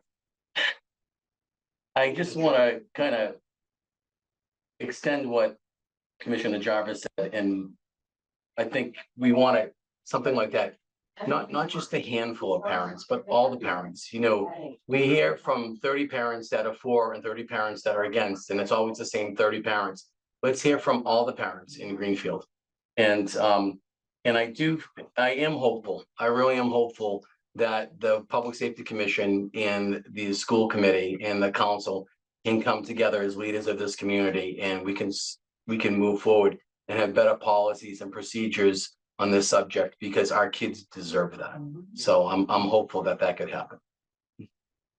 Thank you, Mr. Chairman. I just want to follow up with a similar point. We're the role models. At least we're supposed to be the role models. This is our community. You made a comment about the political narrative, right, in our country. Everybody knows how disgusted people are with the narratives. This side, that side, gotta pick a side. This is a community. I've been out of elected office in this community for a long time. I was elected to the town council. I was elected to the board of selectmen. I was elected to the charter commission. And I was elected to the school committee, and then I was the chair of the school committee. And I gotta tell you, it's hard work. And those of you that are on the school committee that are here tonight, you know that. But what I found out very quickly about local governance is that we can really do stuff together. But what I also found out about local governance is you gotta listen to people. We're the fiduciaries. You don't get to just say, no, we're not gonna listen to you. That's not democracy. That's not community. As chair, I had disagreements with the city council president. I had disagreements with the chairman of the board of selectmen, a board that I had served on. Those disagreements were about the betterment of the community.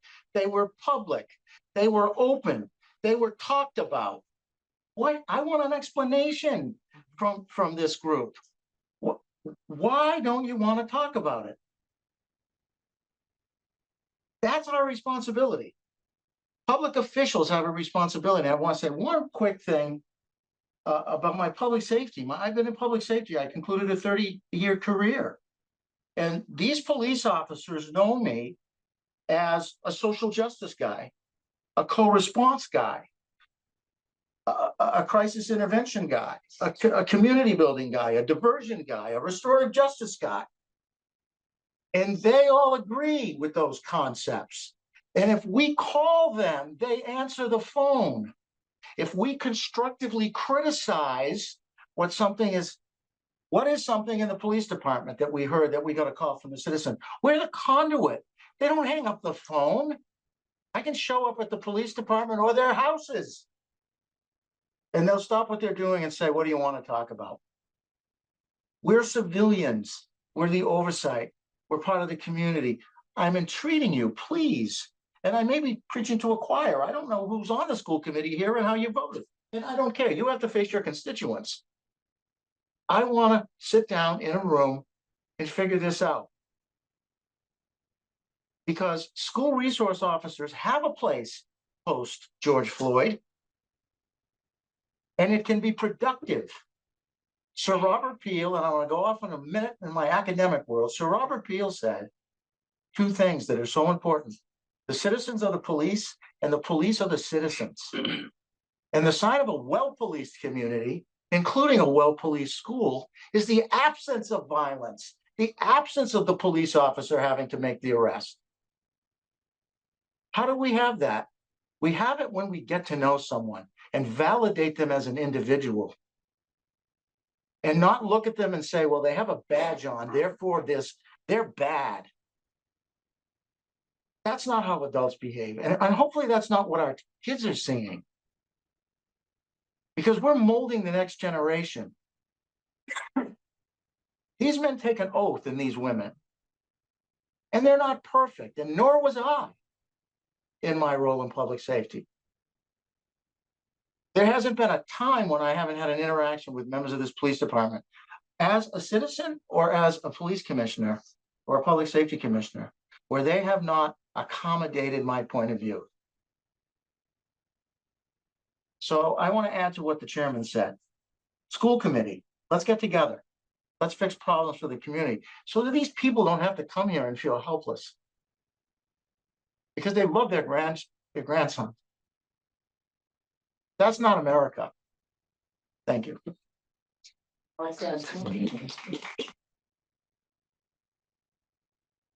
right, anything else from the commissioners before we move on? Nope. Yeah, how come I didn't get a clap? Maria.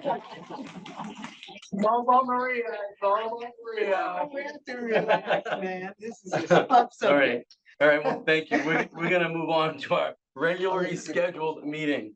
So I would, first business, we don't have meetings to approve. We'll have them next month, according to Mr. Jarvis, Commissioner Jarvis.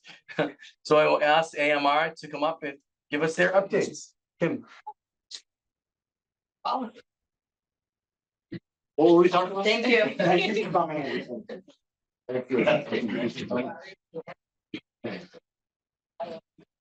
Sorry. Hi. Just state who you are for the, the online folks. Absolutely. Kim D'Angelo, the operations manager for AMR. Thank you. All right, so September was our second busiest month of the year. Our 911 response, we had over 450 requests for service for 911 with just under 250 transports. So super busy. Our only busier month this year was January, falling very closely behind it. So we see a lot with the back to school time, a lot more traffic on the road, a lot more people just in the system. The nice thing that comes with fall is a lot of the events that we are very proud to support in the area. So we are contracted for the Greenfield Youth Football Program. We have EMTs that do standbys for all their games now. We recently got a very sweet letter from Christy from the recreation department. We were their medical standby for the triathlon recently, which also went, knock on wood, very well and no patients, which is what we like to see. So we're very proud of that. A big change that we're looking at for our deployment, it hasn't gone into effect yet. We are looking at the potential utilization of what we call a fly car, quick response vehicle, to migrate one of our paramedics that's dedicated to the city to, it's an SUV style truck, which wouldn't decrease the ambulances. Our goal is to move to one ALS transporting vehicle, one BLS transporting vehicle, and then the paramedic move to a fly car. Our intent with that is that we work very closely with the Greenfield Fire Department, using them for mutual aid if our resources get stretched too thin. They are running at the BLS level though. So by moving the paramedic onto a QRV, it gives them the opportunity to respond to either intercept their own transporting BLS ambulance or the Greenfield Fire Department ambulances as well. We're finding that just in the way that the ring down comes down, if two BLS level calls come in first, our paramedic trucks get sent out first. And then the third call that comes in, if it's a chest pain or a cardiac arrest, Greenfield Fire is sending their BLS unit, but then we're having to reach out to mutual aid for ALS intercept because our ALS crews are tied up. The theory behind separating one of the paramedics from the ambulance is that if they respond to that second call that comes in with the BLS ambulance, and maybe the paramedic's not needed, it's an EMT level, we can put them back in service for that third call that might come in. And it gives them a little bit more flexibility throughout the region to help out with some ALS coverage. Paramedic staffing is stretched thin through the whole region. So we're hoping to have a little bit more availability to not only the city of Greenfield, but mutual aid as needed for patients coming into Franklin.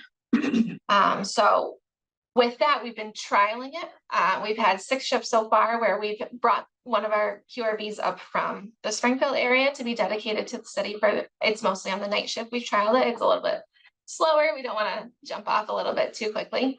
So far, the feedback has been great. We've intercepted Greenfield Fire a handful of times and ridden in with their crews, and also been able to intercept our own crews, which is the plan in motion. So that's exciting. We are seeing good value of it. So we've committed to purchasing a SUV style vehicle to dedicate to Greenfield. It's been purchased. We're just waiting for delivery at this point. Hopefully within the next few months it'll arrive. It will arrive. It'll have full ALS gear on it and be staffed with one paramedic. Any questions? Just one on recruitment. Yeah, So I see like over at the college, when I go to my office, all the paramedic cadets. yeah, Do you draw from that? we do. Okay. Yeah, so we also have a lot of their students that will do paramedic internship with us. So Okay. they do their classroom time. There's like a big group over there. It's a big group. Yep. Yeah. Yeah. Hopefully So we'll get it's some great to see them out in the field. Right. We try to snag them before the fire departments do. That's for Oh, sure. okay. Everything's a competition. No, but we have a great relationship with them for providing that internship. It's a high volume system, so it's nice to get them out experiencing that way. When they do get their credentials, they're comfortable and ready to hit the streets. Great. Yeah. Great, well, thank you for the updates. I'll distribute them to the other commissioners. I had a little bit of issues. No problem. I'm downloading them, but but thank you for those, so we can look at them throughout the month. Sure. Okay, thanks, Thank thank you. you so much. Thank you. All right, we're gonna move on to the fire department. I think, we see the chief here. He's in hiding back there. He's used to being first. Huh? He's used to being first. Come on up, chief. That's all good. I'm gonna keep it brief because You can keep it brief. you've been here a Yes, while. we've been here a while. You can keep it brief. Just, it's less than 45 minutes. Yeah, just a couple things. We received a anonymous donation for a significant amount of money for a memorial for the firefighters, which I'm happy to say that we have ordered a statue that will be put on the grounds here for the memorial. We thank the private donation for that, but it's going to be something that the fire department has wanted for a long time, is to recognize people that have come before us and paid their dues with the service and having a way to memorialize that. So more to come on that. We're excited about it. Our new ambulance that was purchased or authorized 2 fiscal years ago should be delivered to the dealer in December. So we should be seeing that sometime soon. So which is good because the old ambulance that we have, that is a used ambulance, is not in the best of shape. So it'd be good to get that on. We went to a new computer program about 1.5 years, 2 years ago, that takes every computer program that we had and puts it under one umbrella. The last part of that was our scheduling software. And it was one of those things that we needed to be very careful with, because not only does it have to be compatible with the program that we have, it also needs to be compatible with payroll and working with Munis. And I'm happy to report that we finally have pulled the trigger on putting that into that one umbrella program. Worked out most of the bugs with it, and it should streamline our scheduling and accruals and payroll and everything else. So we're excited about that. We submitted last fiscal year for capital for a ladder truck. That is still, it was authorized or approved by the Capital Improvement Committee, but it had been pushed off a little bit. We are in discussions with that on working on the replacement for the ladder truck. And we are looking at different possibilities, including what they call a stock truck, which is, a cookie cutter ladder truck that's produced by the manufacturer. We've had them before. We've had some success with them. The difference is that there is a cost savings, and a stock truck, once it's agreed upon, once we receive financing and we sign a purchase order, it's about a 6 months to 8 months delivery, versus if we spec out a truck, we're looking at 4+ years.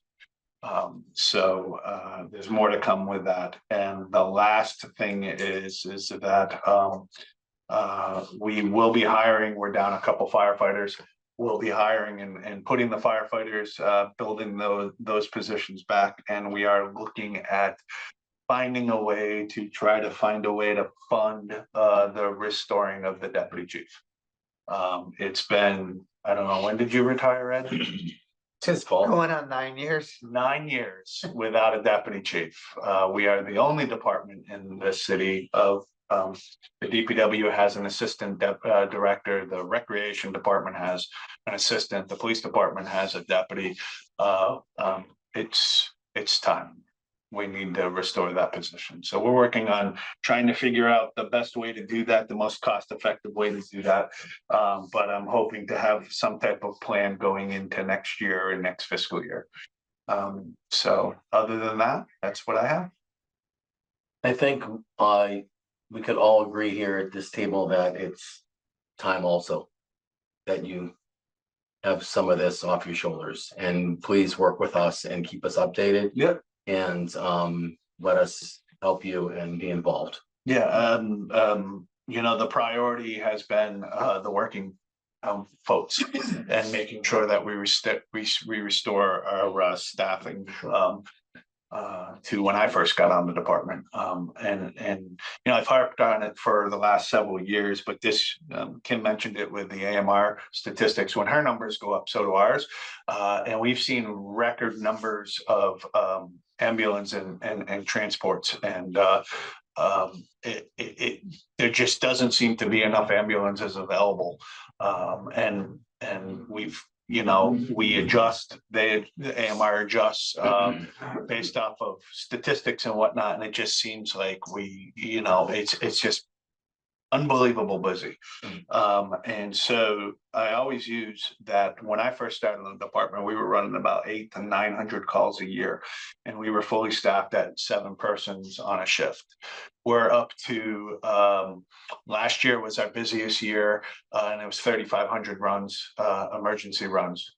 That's emergency, that's not inspections, that's emergency calls, which is comparable to a lot of firehouses in the city of New York. This year, we're going to surpass that. We're already blowing that number way out of the water. So the priority has been get the staff, get the folks that do the job. And we've been pretty successful in being creative on how to do that. Part of it is, 2 positions come out of the ambulance revenue. So as that workload increases, so does the contribution back to making sure that our staffing is up to speed. We've been successful at that. The next step is restoring that administrative position.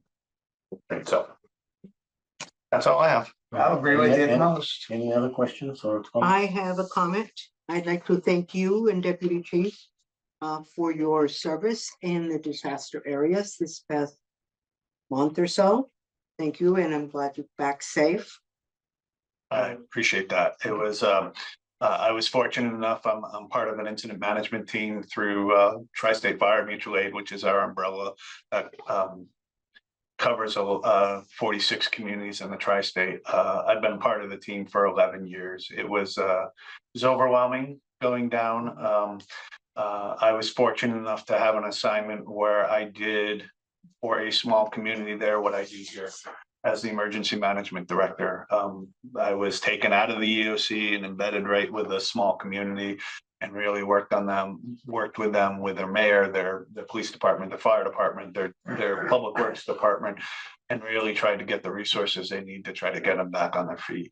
Unfortunately, I think it's the community I was assigned with years to dig out of what they've had happen to them. So thank you for that. No, I appreciate that. Thank you. I won't preach about my deputy chief position because I did that before, so it's an important position, but I listen to you guys all the time. I am responding because it's just tough to let go of a career that you did for 30 years. But the reason why I have coolly programmed my I am responding to shut off at 9 o'clock at night, because you guys are extremely busy, and I don't want to be up all night listening to you. But people should, if they had that app and they listen to it, they would be going, wow, these guys are busy. Yeah. So we had the radio turned down, but since you've been in this meeting, we had 2 alarm soundings back to back.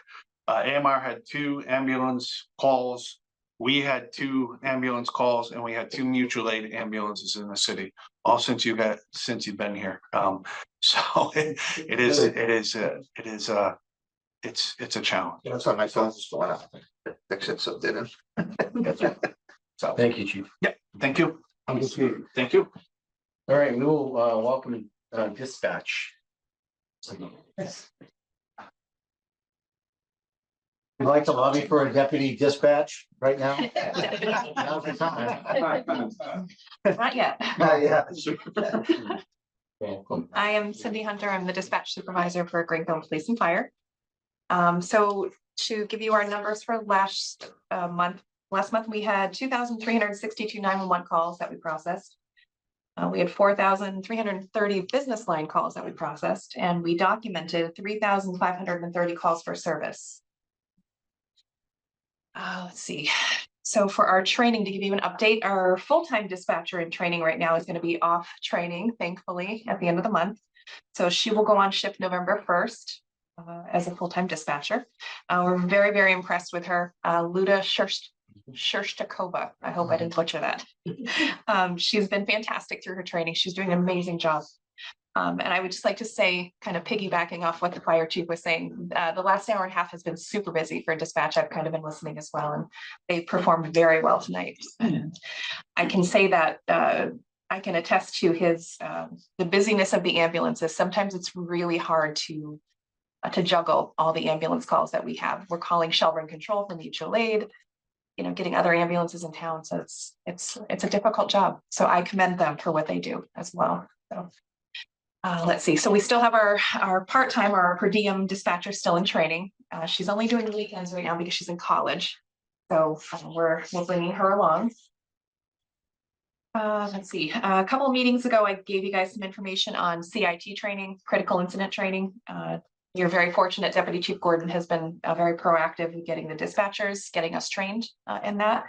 So I'm happy to say that we now have 9 dispatchers that are CIT trained. We have 3 that are signed up for training coming up in the next couple of months. So we will have 3 dispatchers left to get that training. I feel like that's we are very important in that process. I feel like because it gives us the tools to vet some of the calls that we're taking and helping to divert those to mental health response. So, and the dispatchers are doing a fantastic job of that. So I'm very happy with that. I think I may have said this in the last meeting. We did unfortunately lose 2 per diem dispatchers. So we are now at 3. 2 of them are very proactive and take a lot of shifts for us. And so that saves a lot of stress on the full-time dispatchers, definitely saves some overtime money as well. Our vacation relief spot last month saved us, this month has saved us about 112 hours of what would have been overtime. So we're very happy with that. So our radio project is almost completed. I am happy to say. I have heard from Chief Dodge that next Wednesday will be our go day. So we'll be online with our new program. One of the benefits of it that I'm super impressed about is that Pittsfield Communications, who is spearheading that project, he spent several days a couple weeks ago programming all of our police and fire radios into that system. The system we have now, if you're an officer and you call into us, we have no idea who you are. If you can't talk to us, we get nothing on the screen.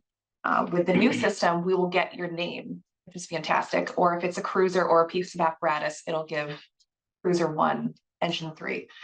So super excited about that for safety reasons, of course. So we're very appreciative of Pittsfield Communications and Chief Dodge for getting this to where it is. And I'm sure that the chief will talk about this, but I would just like to say to Chief Dodge and Lieutenant Green, thank you, because they are the reason our dispatch project is where it is right now, our renovations. I don't know if any of you, I think Maria has definitely seen what's going on. So I call it deconstructed the room. So it's completely torn out. All of the furniture is gone, all of the cabinetry is down to bare bones, basically. And they did have some police officers helping as well. So we're very appreciative of that. Chief Dodge and I were lucky enough or fortunate enough to have a Zoom meeting with Zybex. They are the makers of our new dispatch consoles. And they gave us a virtual tour of what the room will look like. And we had some input into how the consoles will be set up and the equipment. So that was exciting to kind of see it a little bit in real time.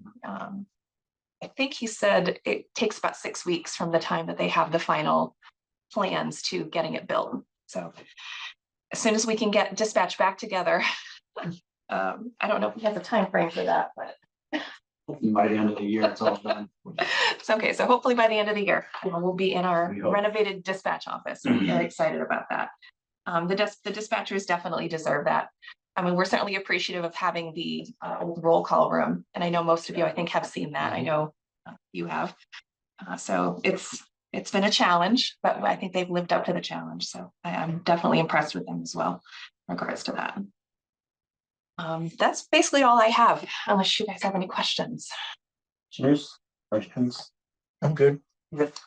So are you starting November, after November, you're, Yes, no, so You're, November first, I will be in the office and not on the desk. And Lieutenant Haskins and I have been putting together a list of, I have a laundry list of things that need to be addressed and be getting, training and many other things that will be, now I can put my full attention on, so I'm excited about that, to see what we can accomplish. don't want to make it too long. Thank you. I will. It's good- It's very good news. We appreciate it. Thank you so much. All right, last but not least, the police department, we invite you up. It's great to see. 5 minutes, we only get 5 minutes? 5 minutes. It's great. Fine with me. It's great to see the deputy back in Greenfield. I was gonna say, you're not very good. Very nice, very nice. See you back here safe. Thank you very I'm much. gonna make a motion to, for a resolution and keep him now that he's experienced that other side. No. I think drop. You don't know the amount of work I had to put in. I'll let you talk first then, considering the conversation already started. Yeah, sure. So today I put in my papers for retirement. I'm planning on retiring November 2nd, but my last day will be November, November 1st. They're gonna arrange a sign off for me, and I'd like to invite you guys to be there at around 2:30. To see me on my way to retirement. You're gonna have all your boxes and stuff, gonna carry that out on a different day? Yeah, yes, no, I've worked for 35 years in policing. I started policing a week out of high school. So all I know in my world is being a police officer. So it's gonna be a big change for me and my family. I'm hoping to stay around Greenfield as a part-time basis to fill in on some road jobs or some security jobs that they might have, doing security for polling or whatever he needs. And I'd like to be involved a little bit in the emergency services here in Greenfield for with Bob, because he does Chief Strand, because he does a really good job. So it's not something I'm enjoying thinking about retiring, but it's something that happened. Congratulations. Thank you. Emergency service here in our city. It's a many years, and I know how dedicated and how much you put your heart into what you've done. So I, personally just really appreciate you, and and I hope the city appreciates you too. I know they do. So thank you. Thank you. It was a hard day signing those papers, but Now, come Well, on. it's a new, you have a whole new future ahead of you. So enjoy it. I did. Thank you. So thank you. I was in a pre-negotiation meeting when he fired off his email to the staff. And I literally was almost in tears. It's sad. Someone, he's been with this PD since the day I started. So I've been here 27 years. He's always been there. So and again, like I explained to him, he brought so much to the table over the years.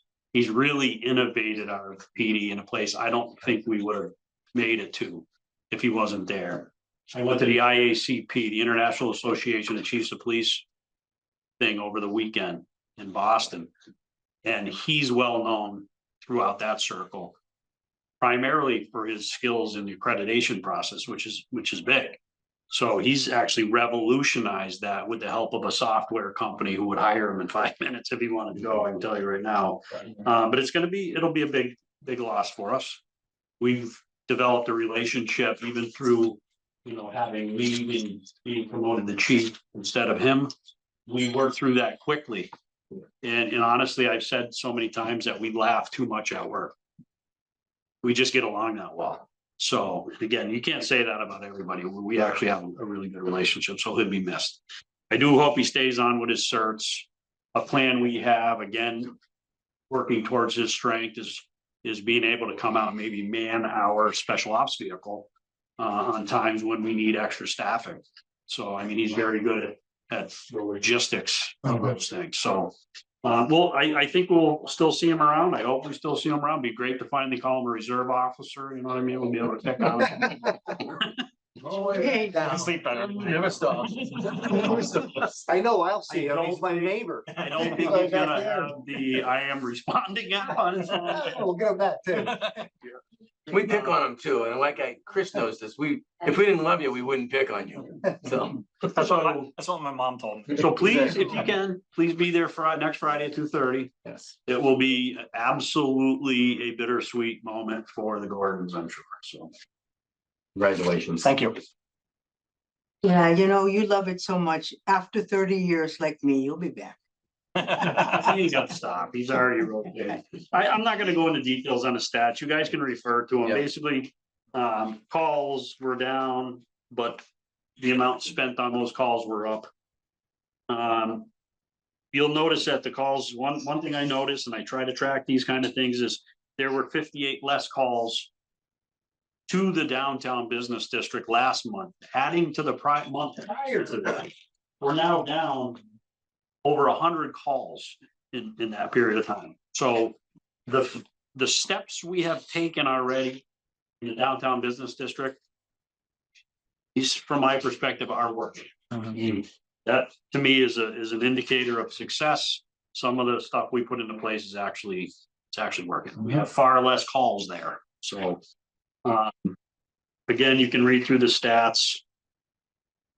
Special reports, sorry to say, we were at 34, waiting for our 35th, which was Ricky, you met. Number 34 resigned today. So, and we're still waiting. Ricky, who would have been 35, ended up with some personal stuff, and he's on the fence as to whether or not he can actually make this jump now. Really? Yeah, so we may be down two we were, again, one step forward and 17 steps back. But again, one resigned today. So we're left with Zoe, who you met in the training program. I got reports from the FTO supervisors this morning that Zoe's about a week ahead of schedule. So that's doing good there. That's really good. Yeah, yeah, and she was deployed also down. She was, yeah. So again, you'll know when I know whether or not Ricky's gonna be here. We did repost it. Lieutenant Green reposted openings for police because we know the deputy chief is retiring, which will open up a third now. So if things go horribly like that, we'll be down 3 as of November 1st. So, getting candidates has been really, really difficult. For example, this job posting has been in there for probably 2 weeks, 3 weeks, Chris? 2 weeks, and there's 2 applicants. Only one is certified.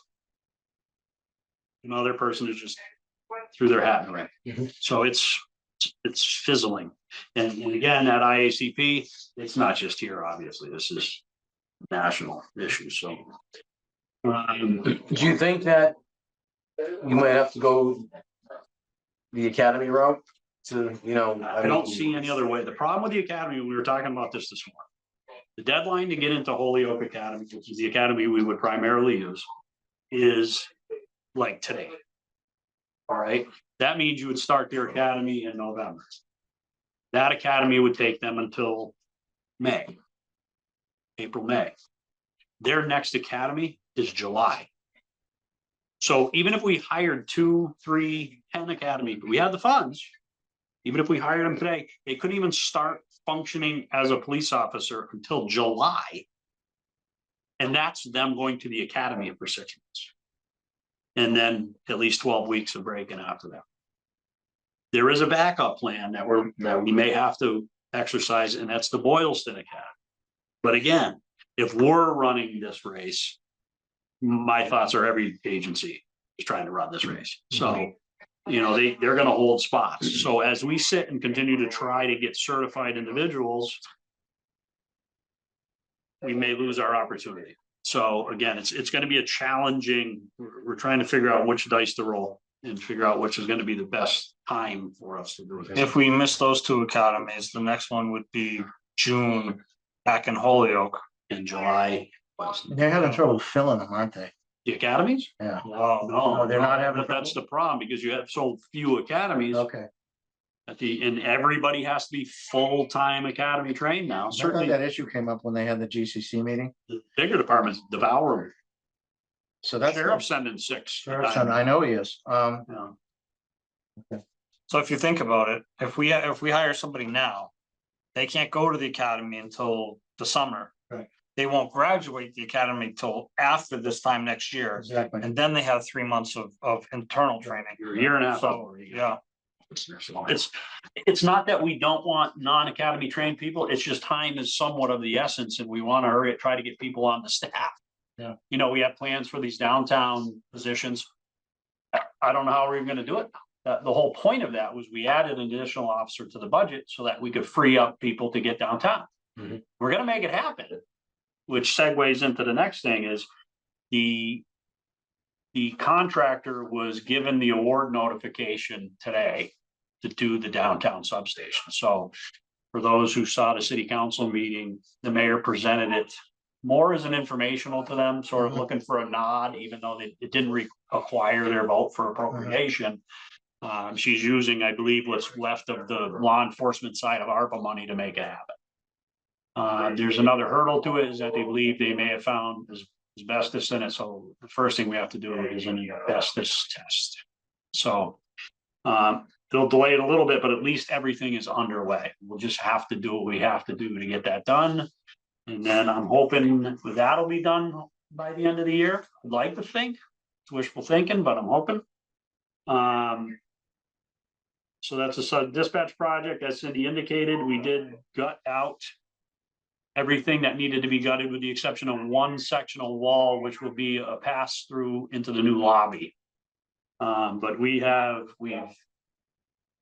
framed up old doors and windows that are no longer there, plywooded, insulated. We have our new steel door that will basically allow dispatch to get access to the lobby. That's in the Sally Port. I'm hoping I can get that installed tomorrow, get the plywood up on that, get that insulated. I have a company potentially for the flooring, the drop ceiling and drywall. I'm hoping I don't have to do all that. We'll see, but we got plans. It's all set up. It's all underway. Our shed, our replacement shed, before you get there, it shouldn't be understated. The chief and Lieutenant Green got their hands dirty on that. They did 90% of the work. Still dirty. Yeah, they did. Them and central maintenance has saved the town probably a good couple $100,000. And they didn't have to do that. It's not anywhere near their job description, but it's a job that needed to be done. It needed to be done for the dispatchers who have been in a temporary facility now for 2 years, but no, a little over a year. And you know, he's shying away from patting himself on the back. But if you go and see how much work that was done by those primarily 4 people, there was two officers that helped as well. But primarily those 4 people rewired that room, demoed that room, 2 full dumpsters, 2. I wasn't here, so yeah, 2 or 3 full dumpsters of material that they took care of. It was very impressive to see the amount of work that those 4 people did. I was there, I saw it, and thank you for. Yeah, we're getting there. It'll be nice, like Cindy It's gonna be indicated. really nice. The company that will build the workstation sent sort of a picture of that room. We sent them all the specs and it was an amazing thing that they created. I actually like the flooring they put in there. So it's posted in dispatch right now. You can actually sort of get a visual of what that room is going to be. So yeah, no, it'll definitely be good to have it underway. It's gonna be a little different. We're doing a black drop ceiling. And I brought it into dispatch. I said, the swatches of the carpet, I said, you pick them, you gotta live in here. So they picked the final selection there and so next will be paint. We gotta order cabinets. Did you order my pink curtains? No curtains. But again, I'm excited about it. I think it's gonna turn out really, really nice in there. It's gonna be modern. It's gonna be ergonomically designed for dispatch, so it's a good thing. They need it. Yep. Desperately. Our shed is done. You guys want to swing up? It's a very rustic looking board and batten, Lamore Lumber won that bid. And they had it done in 2 days. I mean, they get right to it. So, it's all reclaimed barn board and I love it. I think it's the best thing. Asphalt shingles in 2 days. They're great. They are really. Two guys, the old guy that owns it and his son, I think, helped him. You know, when you drive by there, you don't even know if it's there, but It's tough. I know. It's tucked. Yeah, They're great. yeah. Very good. The cruisers are on here. That's it's not gonna be in a week. It'll be probably a couple more weeks. They're being built. We had to race a couple radios down there the other day. But they are absolutely on the build floor. The rear system, which will be that small command post system for the watch commander's car, is a little delayed. MHQ lost the PO. So they had to get it back to whoever the company is, and so that's gonna delay that a little bit. So again, I won't bore you with any other details, other than, like I said, we have a lot of stuff underway. You may have gotten an email today. I spoke with the mayor as well today.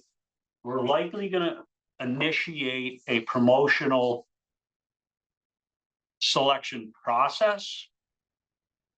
It's been posted today. The announcement was made. We can't start the process until it's been posted for 20 days. We're looking for letters of intent for promotion. Depending on budgetary stuff, I can't tell you when the actual promotions would take place, but we want our selections to be underway in May. So you guys may be asked to participate. I will be asking you to participate because I have to do the deputy chief's one. The lieutenants will handle the rest. But I need to set up an oral board for deputy chiefs. But again, that'll happen after the 13th, which will be our 20 days of posting and looking for letters of intent. So again, my goal, we're having our awards banquet /holiday party on November 30th, 31st, November 30th. November I don't doesn't have know. 31 days. Why she didn't get the applause. She's not helping her case with Kurt either. She's been very instrumental in setting it up. She's connected with the Moose, and that's why we went to the Moose. Again, it's a local business, so We haven't been invited. You're gonna be invited. What we're hoping, if everything goes right, it's a lofty goal. We're talking about today, very energetic assumption that we can get this process done in that short period of time, but in the event we can. I'm trying to wrap it all into one as a seasonal party, a award banquet, and a notification of promotions. But again, there's budgetary issues that are gonna dictate when we'll be able to actually make the promotions happen. Generally speaking, when promotions are on the horizon, there's a lot of stuff that happens sociologically that I'd rather put to bed. That's why I want to do it fast. I want to pick the candidates, and we'll be on it, even though they're not necessarily taking the positions right off the bat. So we're talking one sergeant, one lieutenant, and a deputy, correct? Just in that succession, right? that's exactly right. And So obviously, we name a deputy. Deputies first. We name a deputy, right? Because then, Maxville. yeah, your deputy, and Then that's your what I meant lieutenant. back. and then well, technically, we don't know. So we had to, because we need 3 candidates per level. The senior sergeant had to be invited into the process. So, and I don't say had out of force, but in order to comply with policy, he could very well be in contention. So there's 3 candidates per. It did jump down tier for the deputy chief. There's the requisite number of sergeants to prevent that from happening on a lieutenant's promotion, and certainly your next is patrol to sergeant. So, and I don't even know, I'm actually curious at this point as to who's going to be interested. It's going to be an interesting process. I think it would be important for us to talk about the process for the deputies position. Yep. Because of the need to have a panel on the board. Yep. You know, so I'm sure we'll. I have some thoughts on it. We'll talk more about it when we got until the 13th to figure out how we're going to attack it. Right. Again, it's bittersweet for us. We're losing, a very vital element of our PD, but for good reason. I'm happy to say that we have someone leaving under good circumstances. Mhm. We always hope for that. But it doesn't always happen in this case, at least up until now.